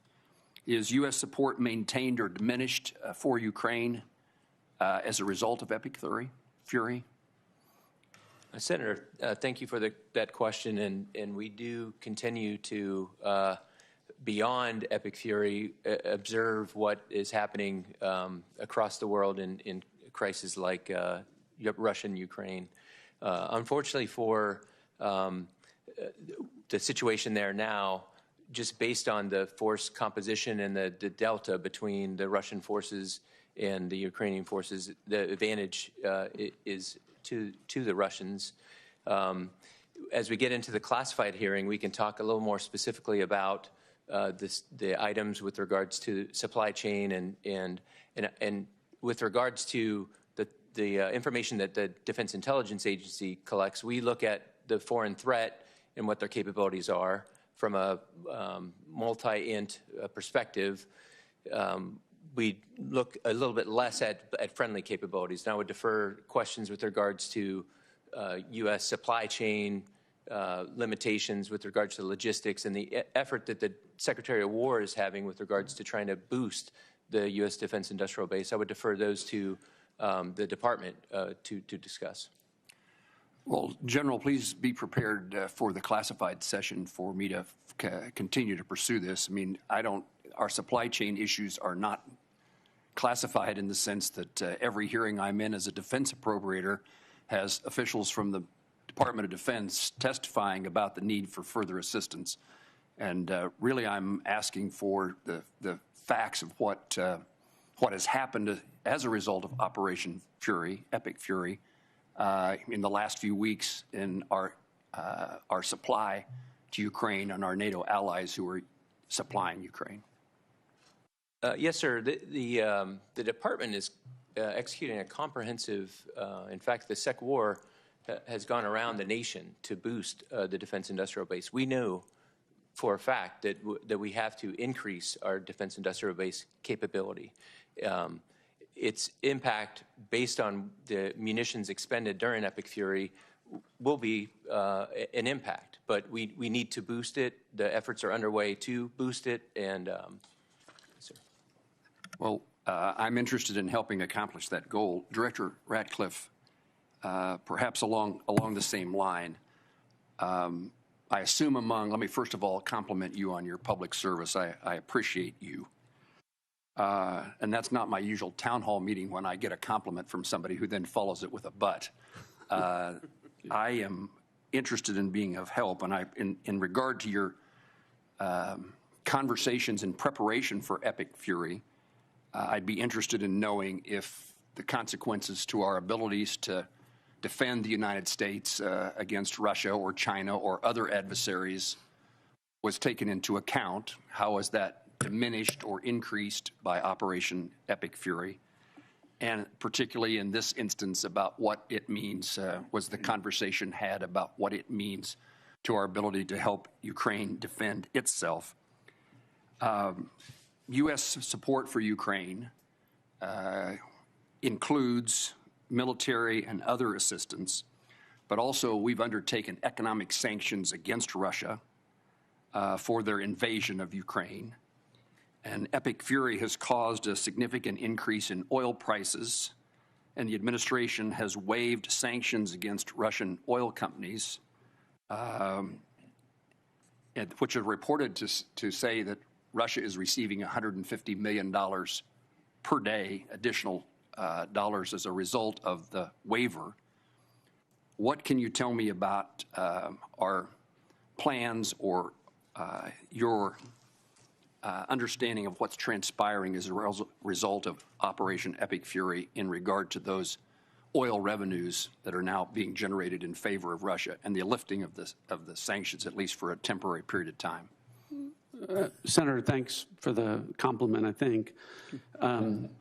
I'll start with a couple things. What I would tell you is the same military and intelligence professionals who delivered, not just for the administration, but for the American people, a flawless intelligence picture and flawless military operations in Operation Midnight Hammer and Operation Absolute Resolve are the same folks involved with Operation Epic Fury. And so I hope that provides you some measure of comfort with regard to how detailed, how thoughtful the approach was to the current operation.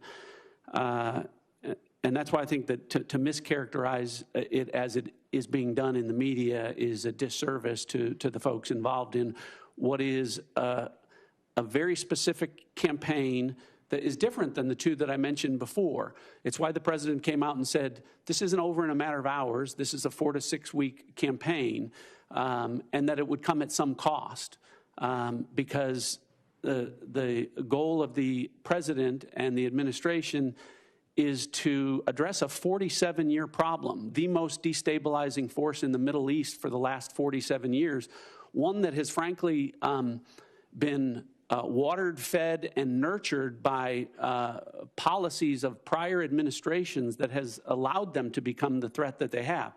So I say all of that sort of in context to understanding that we have to address that, but at the same time, to your point on what's going on with regard to Russia and Ukraine, and you mentioned the oil issue. Sometimes policymakers have to take steps that, while they may benefit adversaries like Russia or China, do so because they also think it will benefit U.S. citizens, in this case with respect to keeping the economy on track and keeping oil prices low. So what I can tell you is the intelligence is thoughtfully considered, and I think that policymakers have taken that and I'm confident that we can walk and chew gum at the same time, pursue objectives in the Middle East, and provide support with regard to the conflict in Russia and the Russian aggression in Ukraine. Senator Bennett. Thank you, Mr. Chairman. I appreciate that. Mr. Director Ratcliffe, you just described the specific campaign that the president is engaged in, the country's engaged in with respect to Iran. I think that the campaign has been one, in my view, without a specific rationale for the American people. 19 days into President Trump's unauthorized war with Iran, and by which I mean there has been no congressional approval, at least 13 American service members are dead and many others are injured. Yet President Trump has offered no credible justification for an imminent threat, no clear goals, no strategy or timeline. His message keeps changing, I think, in really damaging ways. President Trump said Iran's nuclear facilities had been, quote, totally obliterated in June 2025. But when he launched this latest war, he said we need to eliminate the imminent nuclear threat of those totally obliterated nuclear facilities. President Trump has threatened to seize Iranian oil and demanded our allies reopen the Strait of Hormuz. He said that I'm demanding that these countries come in and protect their own territory because it's their territory. It's the place from which they get their energy. By the way, he wasn't just asking for our allies to protect or to bail them out in the Straits of Hormuz. He was asking China to bail them out in the Straits of Hormuz. And then he said maybe we shouldn't even be here at all because we don't need it. We have a lot of oil. And he said we do not need the help of anyone. President Trump has declared we've won the war. We won it in the first hour. But then he said we're not leaving until the job is finished. He said that there is practically nothing left to bomb, but then threatened to bomb Iran again, quote, just for fun. I think words that probably have never come out of a military leader in the history of the United States of America. It shouldn't come out of the mouth of a civilian leader. President Trump said he will end the war when I feel it in my bones.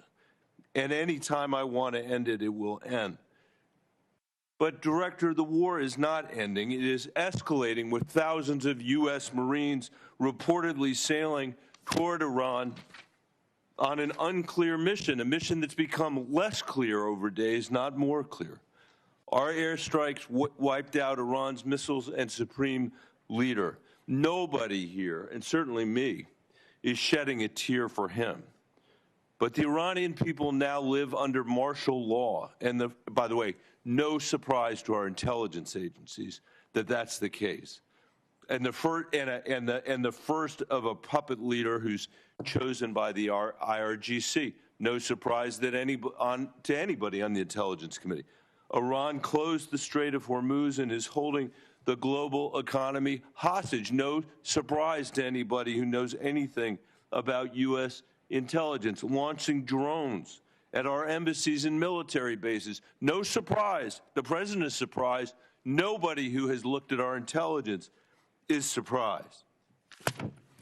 Iran's nuclear program is damaged, to be sure, but it still has a uranium stockpile. We heard today from the DNI at the very beginning of this conversation that the regime is in place and they are going to rebuild their military capabilities, the ones that we are destroying right now. The question I think is raised, Director, about your specific engagement is whether it will become a perpetual war, because what Iran will do is exactly what they have always done, and which the DNI is saying they will do again.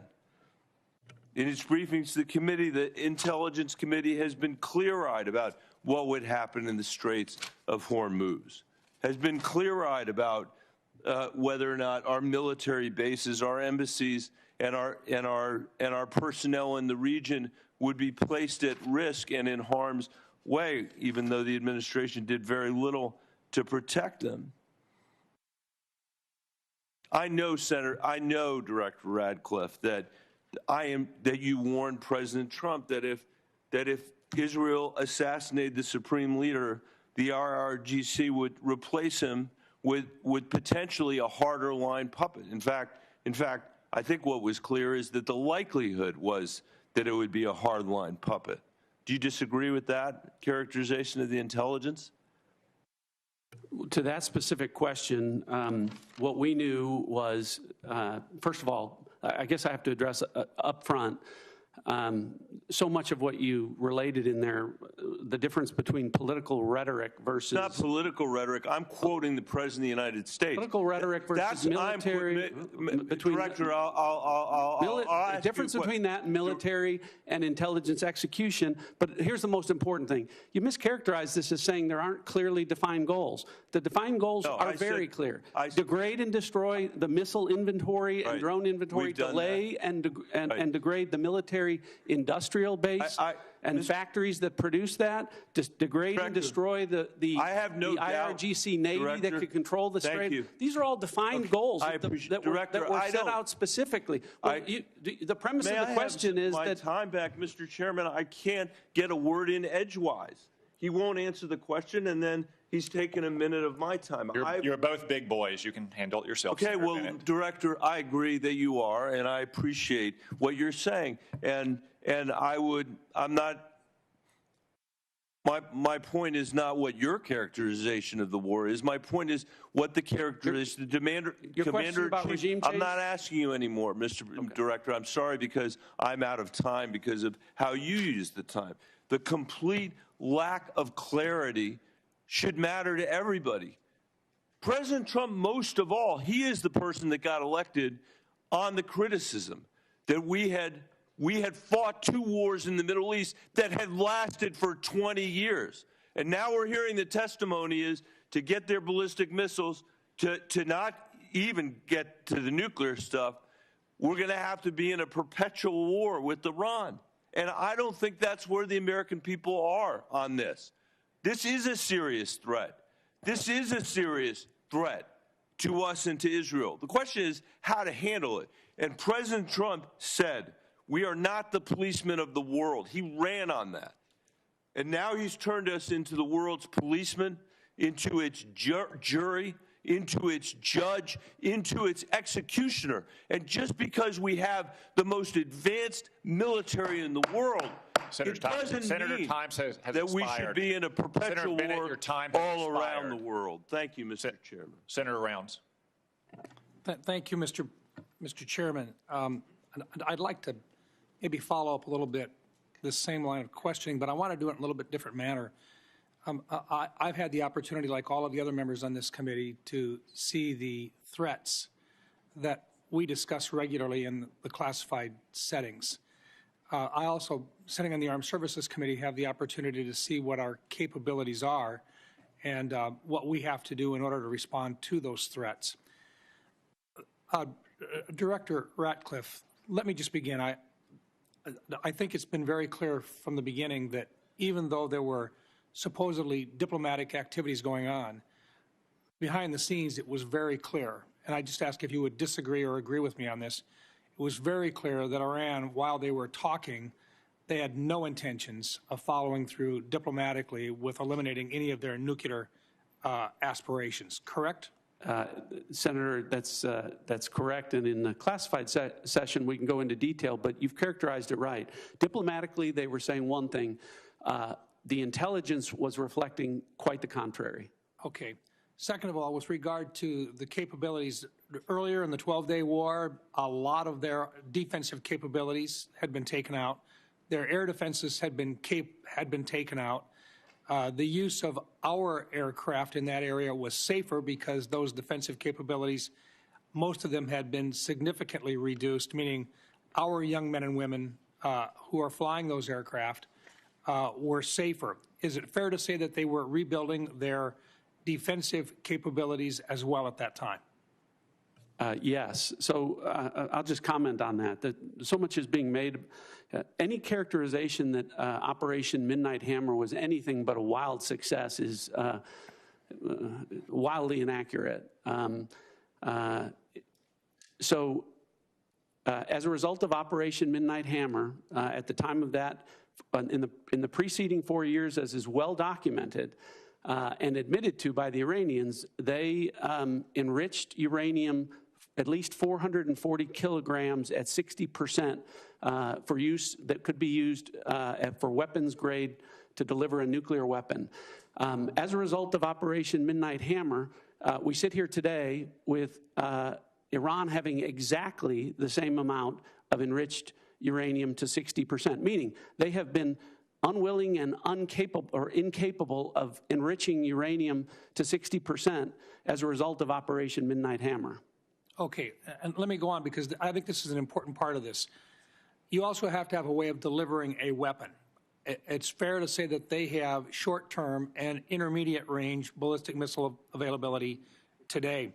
Were they building additional short-range and mid-range ballistic missiles? Yes. Were they continuing to develop them? Continuing to develop them and at rates that were alarming. And what about our ability to respond to those? We have very good defensive capabilities, but it takes time for us to build our defensive capabilities. Were they building their offensive capabilities while they were negotiating with us at a faster rate than we could build defensive capabilities? Yes. Were they continuing to work at and deliver additional resources to terrorist organizations that were affiliated with them in the region? Yes. So in other words, while they were supposedly diplomatically working with us during that entire time, they were continuing with regard to their nuclear intentions. They were building additional missile systems to deliver or conventional weapon systems to threaten their neighbors. Their defensive capabilities were going to be increased, making our young men and women at risk when at some point in the future we would have to basically go in and clean the mess up. I think there was an opportunity here, and I think the President made the right choice when he decided at this time that simply for our advantage and for the young men and women that have to go in and do this, that this was a safer time, if there ever is such a thing as a safer time, but the right time for our nation to respond to this threat. Is that an appropriate way of putting it, sir? I agree with that. Thank you. I think the President made the right choice. It is never a good time for a war. But at some point, you've got to look at what your best possibilities are for protecting those young men and women who are in harm's way. Let me move on for just a minute. Director Ratcliffe, let me just ask you this, because there's been a discussion, and we've never been able to talk about this in an unclassified setting, and I recognize it's sensitive, but 60 Minutes, there's been a report about Havana Syndrome and about individuals who are within the agency and within state departments that have actually had significant illnesses, some attributed, they believe, to outside sources. I don't think we have been able to, in an unclassified setting, at least acknowledge that we take these issues seriously. Is there anything you can share in this unclassified setting to assure the people of the State Department and your agency that this is not something which is being ignored? Thanks for the question. I appreciate the opportunity to address that.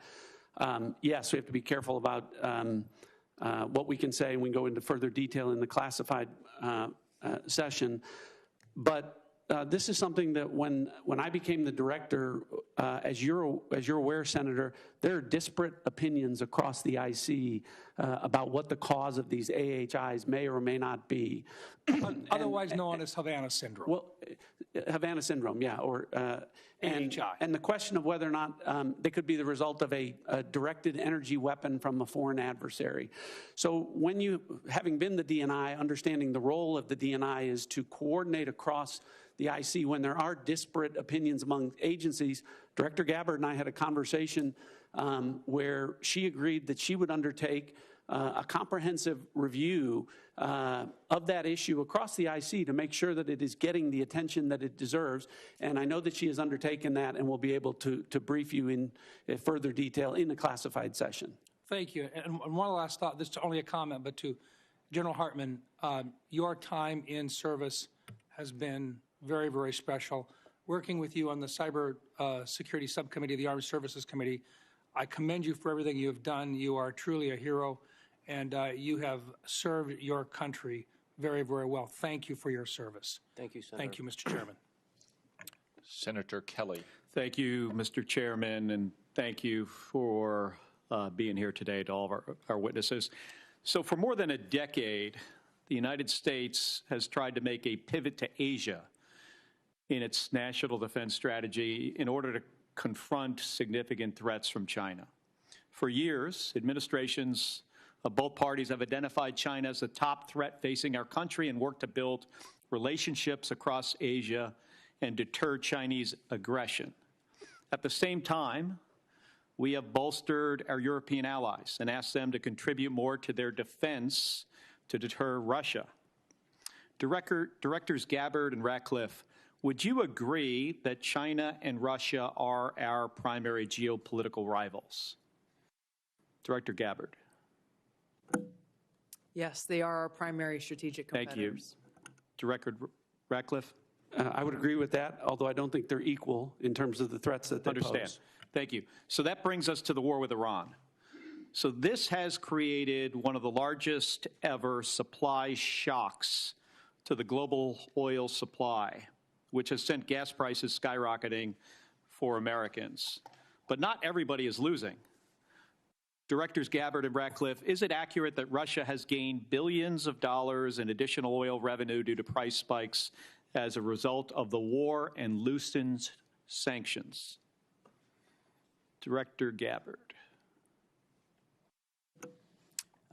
That is what has been reported. I'd defer to the Director of Secretary of Treasury and Energy on that front for details. Director Ratcliffe. Yeah, I'm not an economist, not going to try and do those calculations. But as I talked about earlier, sometimes there are decisions made that will benefit adversaries at the same time policymakers think that it will benefit the American people. It's clear, I think we'd all agree that sanctions were loosened, and that means more money into the coffers of Vladimir Putin. Would you agree that if he has more funding, he is likely to put that to his war effort against Ukraine?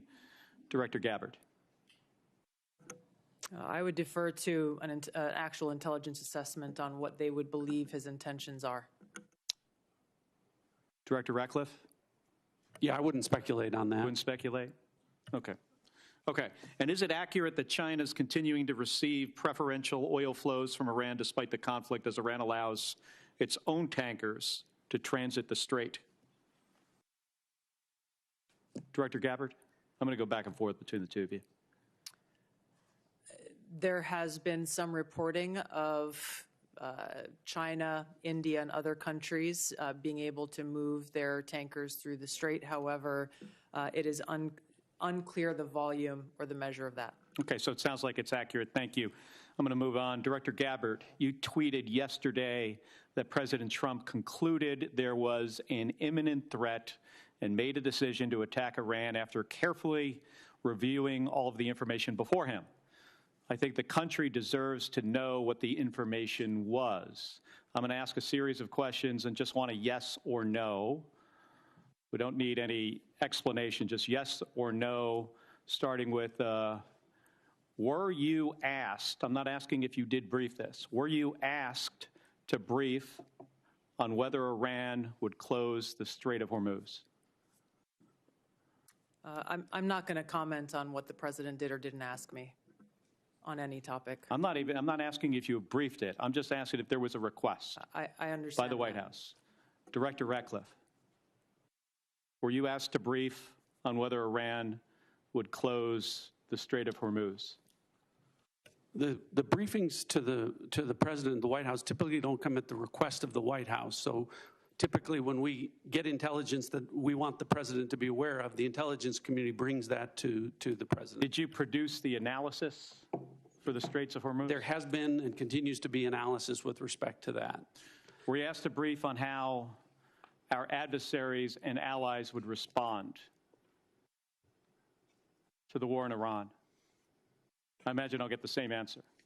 So it's just to point out here, it's challenging to forget about actually what was in the brief for a second.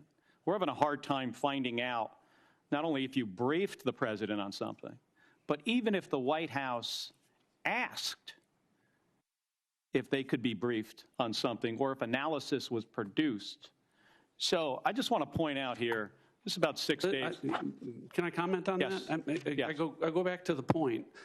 It's the same approach that we took to the prior operations, which, to your credit, Senator, you have praised the intelligence and military communities in Operation Midnight Hammer and Operation Absolute Resolve. It's the same approach and the same professionals in terms of how they approached this particular operation. We're trying to figure out if the president knew what the downside was of the Strait of Hormuz being closed.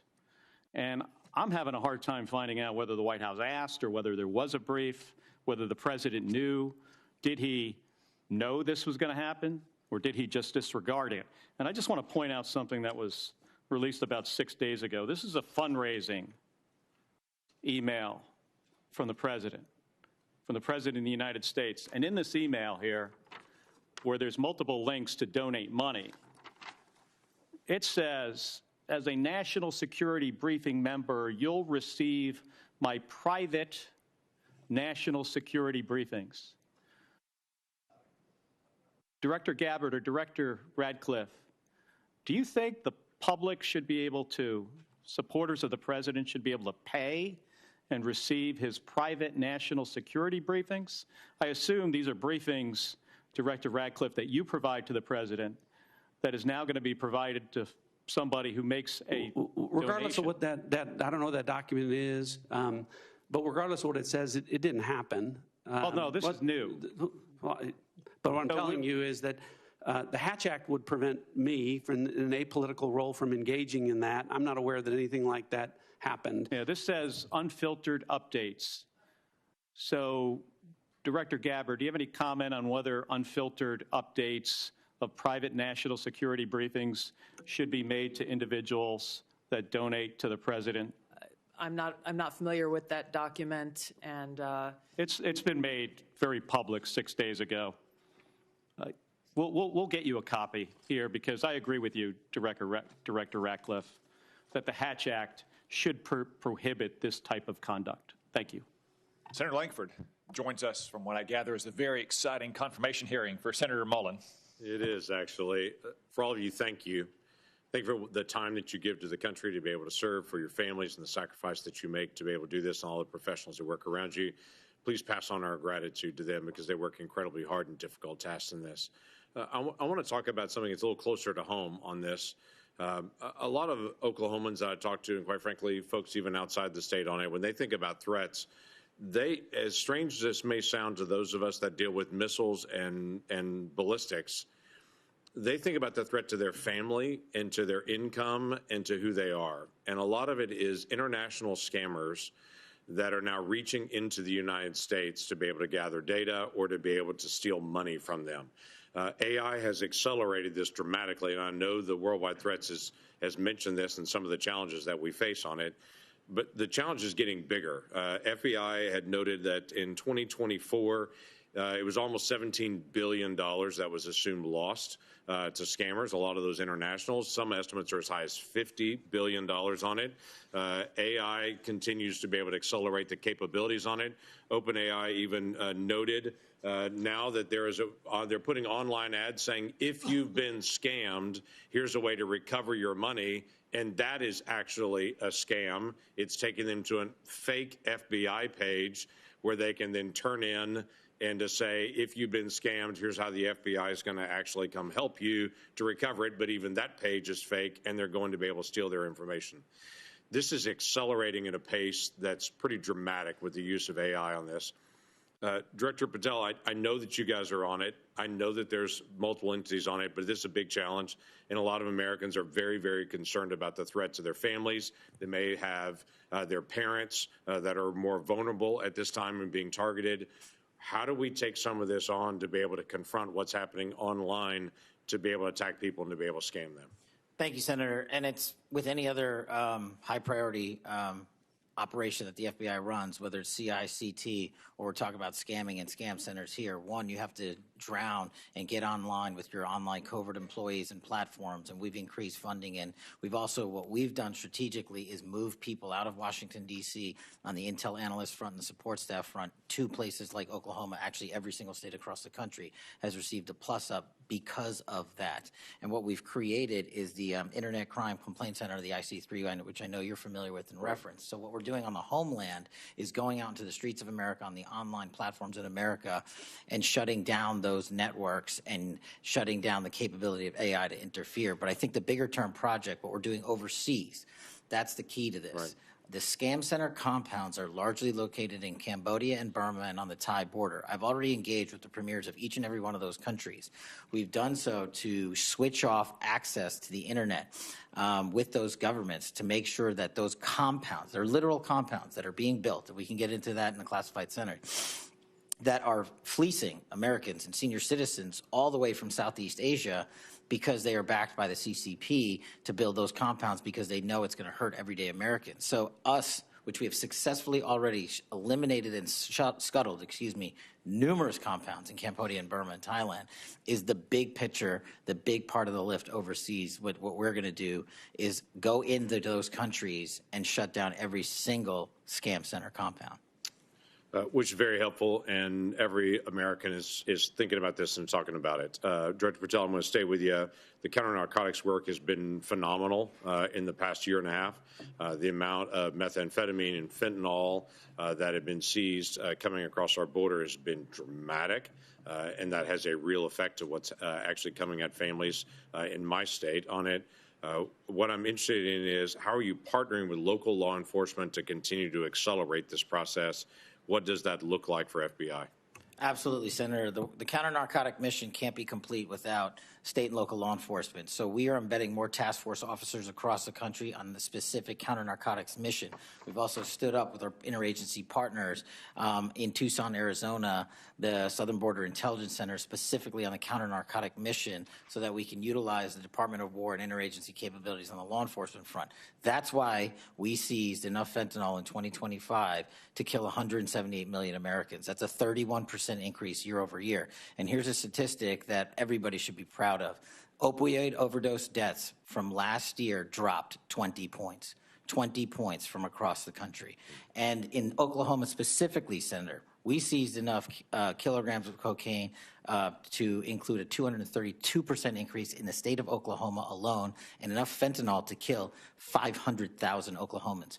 We can't do that unless we have great police partnerships, which has been a priority of mine, which is why I've embedded police officers here at headquarters from around the country to make sure we have that connectivity. And I've shortened the task force officer onboarding pipeline from 1 to 2 years to 90 days. We need them. Yeah, we do. Director Ratcliffe, the annual threat assessment highlights this year the Muslim Brotherhood in particular, and calls out some of their financial material support on this.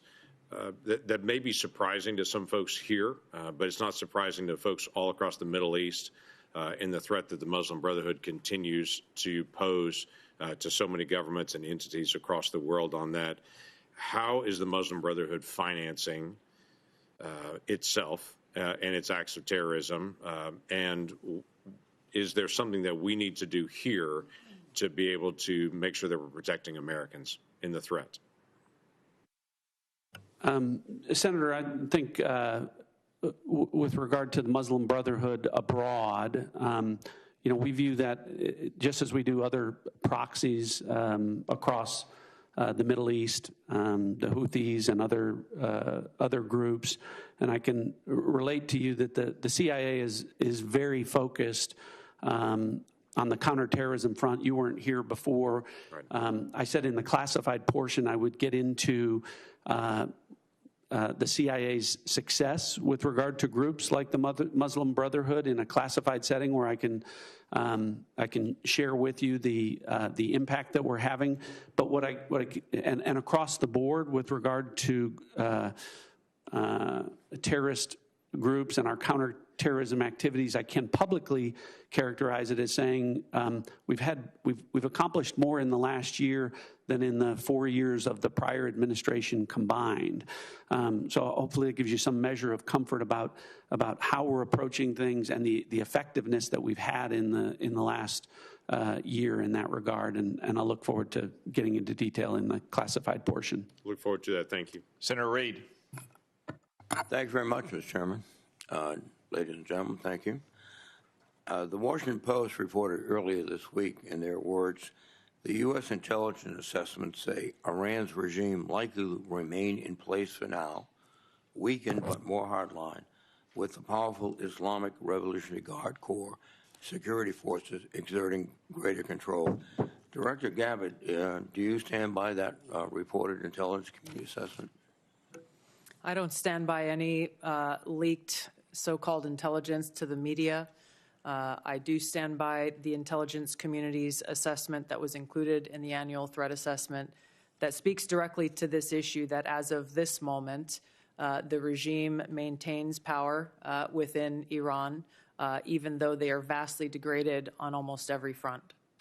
Do you think that the killing of the Ayatollah and his wife and other family members and key people contributed to the picking of a hardline successor?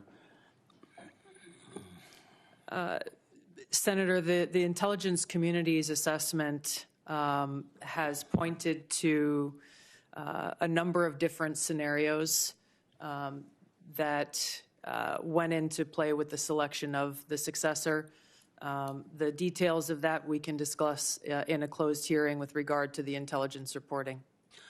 Is the regime in Iran now trying to promote the deceased Ayatollah as a martyr who should be followed, and does that help them consolidate support? Senator, the Iranians are certainly using that as a call to action. The effects of that from an intelligence standpoint remain to be seen. There is a tradition in Shia, though, to honor martyrs. One of their greatest celebrations is the martyrdom of the grandson of Muhammad. Is that correct? That's right.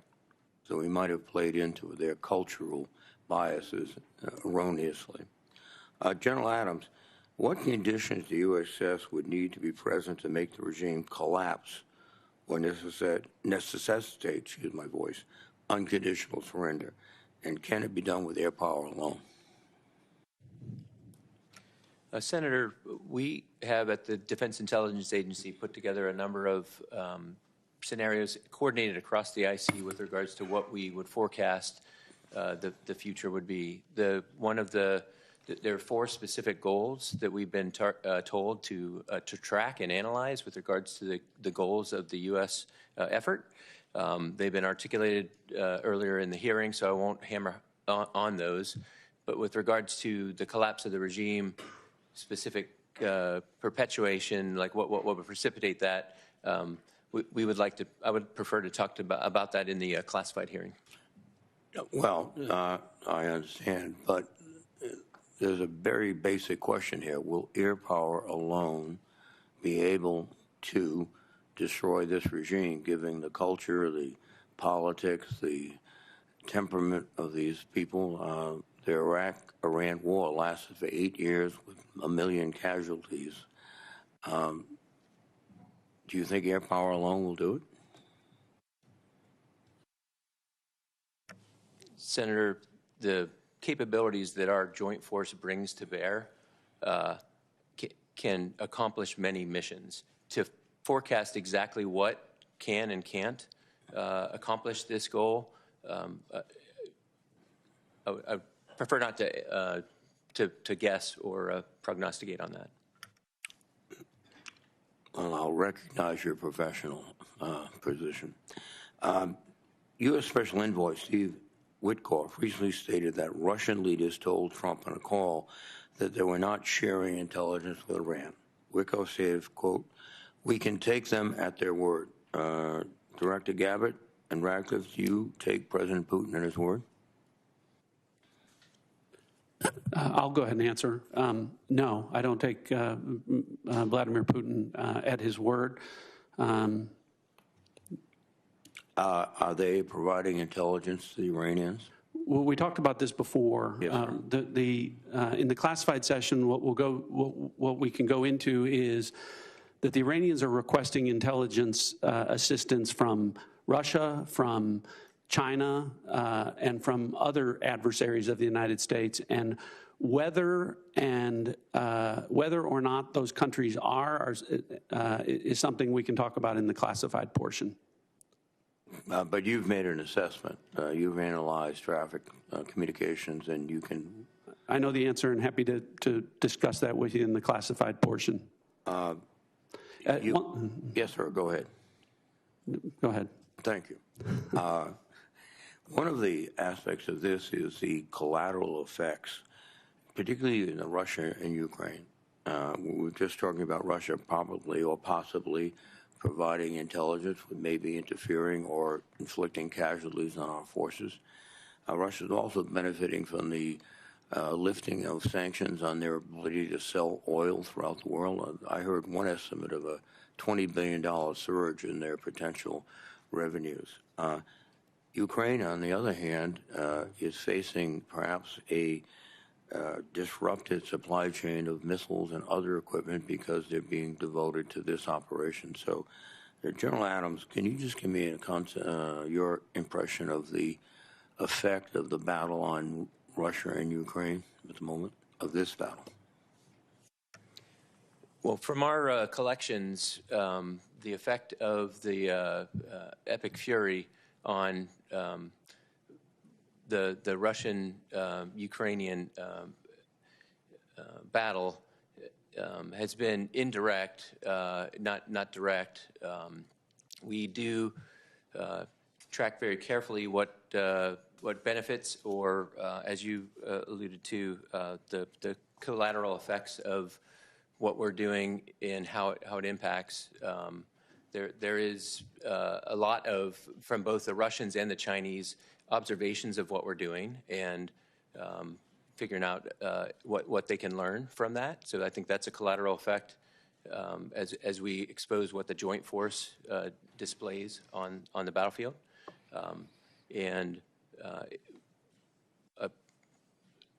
I think we can talk in a little more detail as we move to the classified session, some of the things that we're collecting specifically about what those effects are. Thank you very much, sir. Thank you, Mr. Senator Ossoff.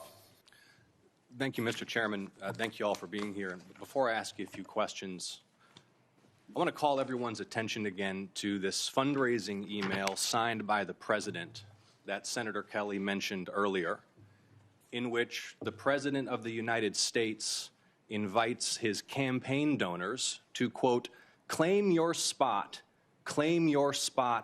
join now to receive private national security briefings, to his political donors, featuring a photo of the President at a dignified transfer ceremony with a flag-draped coffin of an American service member killed in action returning to their family. And the American people need to know that the President of the United States is fundraising for his political campaign and his PAC using images of American service members killed in action, and it's a disgrace.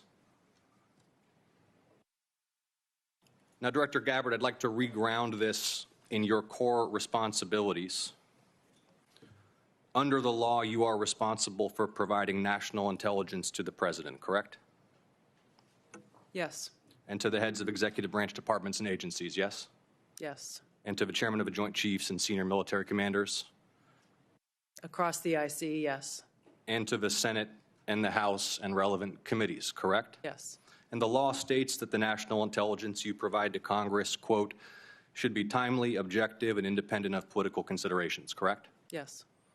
And you noted in your opening statement you're here fulfilling a statutory responsibility and that your testimony, quote, represents the IC's assessment of threats, That's right. correct? That opening statement, as submitted to the committee in advance of this hearing, stated that as a result of last summer's airstrikes, quote, Iran's nuclear enrichment program was obliterated, end quote, correct? That's right.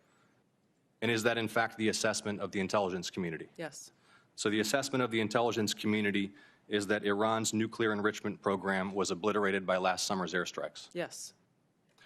And the opening statement you submitted to the committee last night also stated, quote, there has been no effort since then to try to rebuild their enrichment capability, end quote, correct? That's right. And that's the assessment of the intelligence community. Yes. The White House stated on March 1st of this year that this war was launched and was, quote, a military campaign to eliminate the imminent nuclear threat posed by the Iranian regime, end quote. That's a statement from the White House.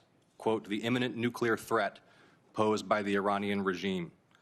Was it the assessment of the intelligence community that there was an imminent nuclear threat posed by the Iranian regime?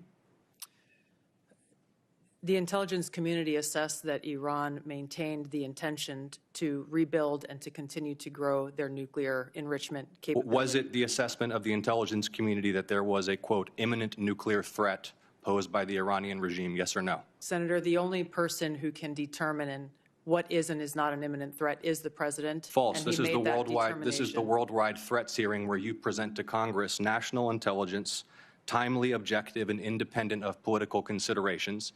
You've stated today that the intelligence community's assessment is that Iran's nuclear enrichment program was obliterated and that, quote, there had been no efforts since then to try to rebuild their enrichment capability. Was it the intelligence community's assessment that nevertheless, despite this obliteration, there was a, quote, imminent nuclear threat posed by the Iranian regime? Yes or no? It is not the intelligence community's responsibility to determine what is and is not an imminent threat. Okay. That is up to the president based on a volume of information that he receives. It is precisely your responsibility to determine what constitutes a threat to the United States. This is the worldwide threats hearing where, as you noted in your opening testimony, quote, you represent the IC's assessment of threats. You are here to represent the IC's assessment of threats. That's a quote from your own opening statement. And so my question is, as you're here to present the IC's assessment of threats, was it the assessment of the intelligence community that, as the White House claimed on March 1st, there was a, quote, imminent nuclear threat posed by the Iranian regime? Yes or no? Once again, Senator, the intelligence community has provided the inputs that make up this annual threat assessment. You won't answer the question. It is the nature of the imminent threat that the president has to make that determination based on a collection and volume You're here of to be information and timely. intelligence that he is provided with. You're here to be timely, objective, and independent of political considerations. Exactly what I'm doing. No, you're evading a question because to provide a candid response to the committee would contradict a statement from the White House. Let me ask you about your presence in Fulton County on January 28th of this year. You were present at the FBI's raid on the Fulton County Elections Office on January 28th, correct? I was present for part of the FBI exercising a warrant approved by a municipal judge. Yes, and the FBI was there executing that warrant to seize ballots and materials associated with the 2020 election, correct? Yes. And are you aware that members of this committee have already opened inquiries into your election-related activities? Yes. And are you aware that your general counsel and deputy general counsel have already provided testimony to this committee regarding those activities? Yes. On February 2nd, you sent a letter to Senator Warner regarding your presence at the raid. Was that letter accurate? I don't recall the exact date, but if I sent a letter that had my signature, it was accurate. You stated in the letter that your presence at the raid was, quote, requested by the president, correct? Yes. When did the president request your presence at the raid? The day of the raid, the warrant execution commencing. The day of the raid. Yes. He called you on the phone? I'm not going to disclose how the message was delivered, but it was a request from the president and his administration to go and help oversee this warrant being executed, along with the deputy director of the FBI. Is it your role to thank oversee? the FBI agents who were conducting Is it this your warrant. role to oversee the execution of criminal warrants? It is my role, based on statute that Congress has passed, to have oversight over election security, to include counterintelligence. But you said you oversaw the raid, correct? You just testified you oversaw the raid? Portions of it. Okay. Did you handle any ballots or election-related materials? No. You were inside an FBI evidence truck, correct? You were photographed inside an FBI evidence truck. It was an empty truck, yes. The president stated, quote, you looked at votes that wanted to be checked out. The Is that senator's accurate? time is expired. Did you look at votes as the president Senator stated? Ossoff, your time has expired. You respond can for the have record? her. No, she cannot respond because. No, for the record, will the director please respond for the record to that question is my I'm happy question. to respond to questions for the record. Thank you, Director Gabbard. Thank you. Vice Chairman? I just want to, I'm not going to go back to this issue. I'm sure we'll address in the closed setting, but I am very disappointed. This is the only one time a year the public gets to hear from you guys in this kind of setting. And the fact that we have repeated public reporting, including a major story in the Wall Street Journal today about China and Russia assisting Iran, which seems obvious and evident, and none of you would confirm that publicly, I think doesn't give the American people the full challenges of this war. I would add what I said earlier, that the media is not a classification authority, but certainly sounds like something Russia and China would do, and that have done for decades in the past to Americans. To wrap up a little business here before we adjourn the open session, we will reconvene in 30 minutes in our usual location for the closed session. That's at 12:56 promptly. I do want to note for the record that Senator Young cannot join us. He is at Dover Air Force Base for the dignified transfer of remains for one of our fallen heroes, a Hoosier. And I would invite everyone to join Senator Young in praying for the family and friends of that soldier and all the soldiers who have given their life in the defense of our freedom and security. General Hartman, I want to again acknowledge you, given your impending retirement, since this is your last appearance for the committee. I'm sure you hope, and I'm sure that the thing you'll miss most about your long career in uniform is testifying before Congress. I remind members that questions for the record will be due by the close of business on Friday, March 20, and the audience will remain seated for a moment so that our witnesses and members may exit and proceed promptly to the closed session. This open session is adjourned. From the public? Excuse me, can we ask the question? How do we know? They haven't said. So I have a question that I'm posing, which is, you just had a 2.5-hour hearing with Tulsi Gabbard, the head of the CIA, the head of the FBI, and all the senators, Democrat and Republican. Not once did the word Israel. Not once did the word Israel. And we're talking about global threats. I want to know, is this a war in Iran for Israel? Is this a war for Israel? And Senator Cotton, isn't it a global threat that the U.S. continues to support Israel? Israel dragged us into this unprovoked war.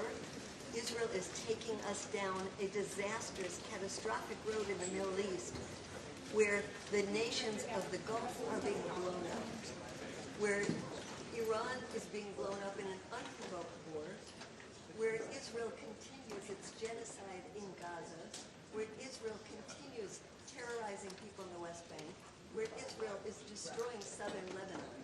When you talk about global threats, and and you don't mention Israel. Why is that? Is that because this entire administration and Democrats and Republicans have been bought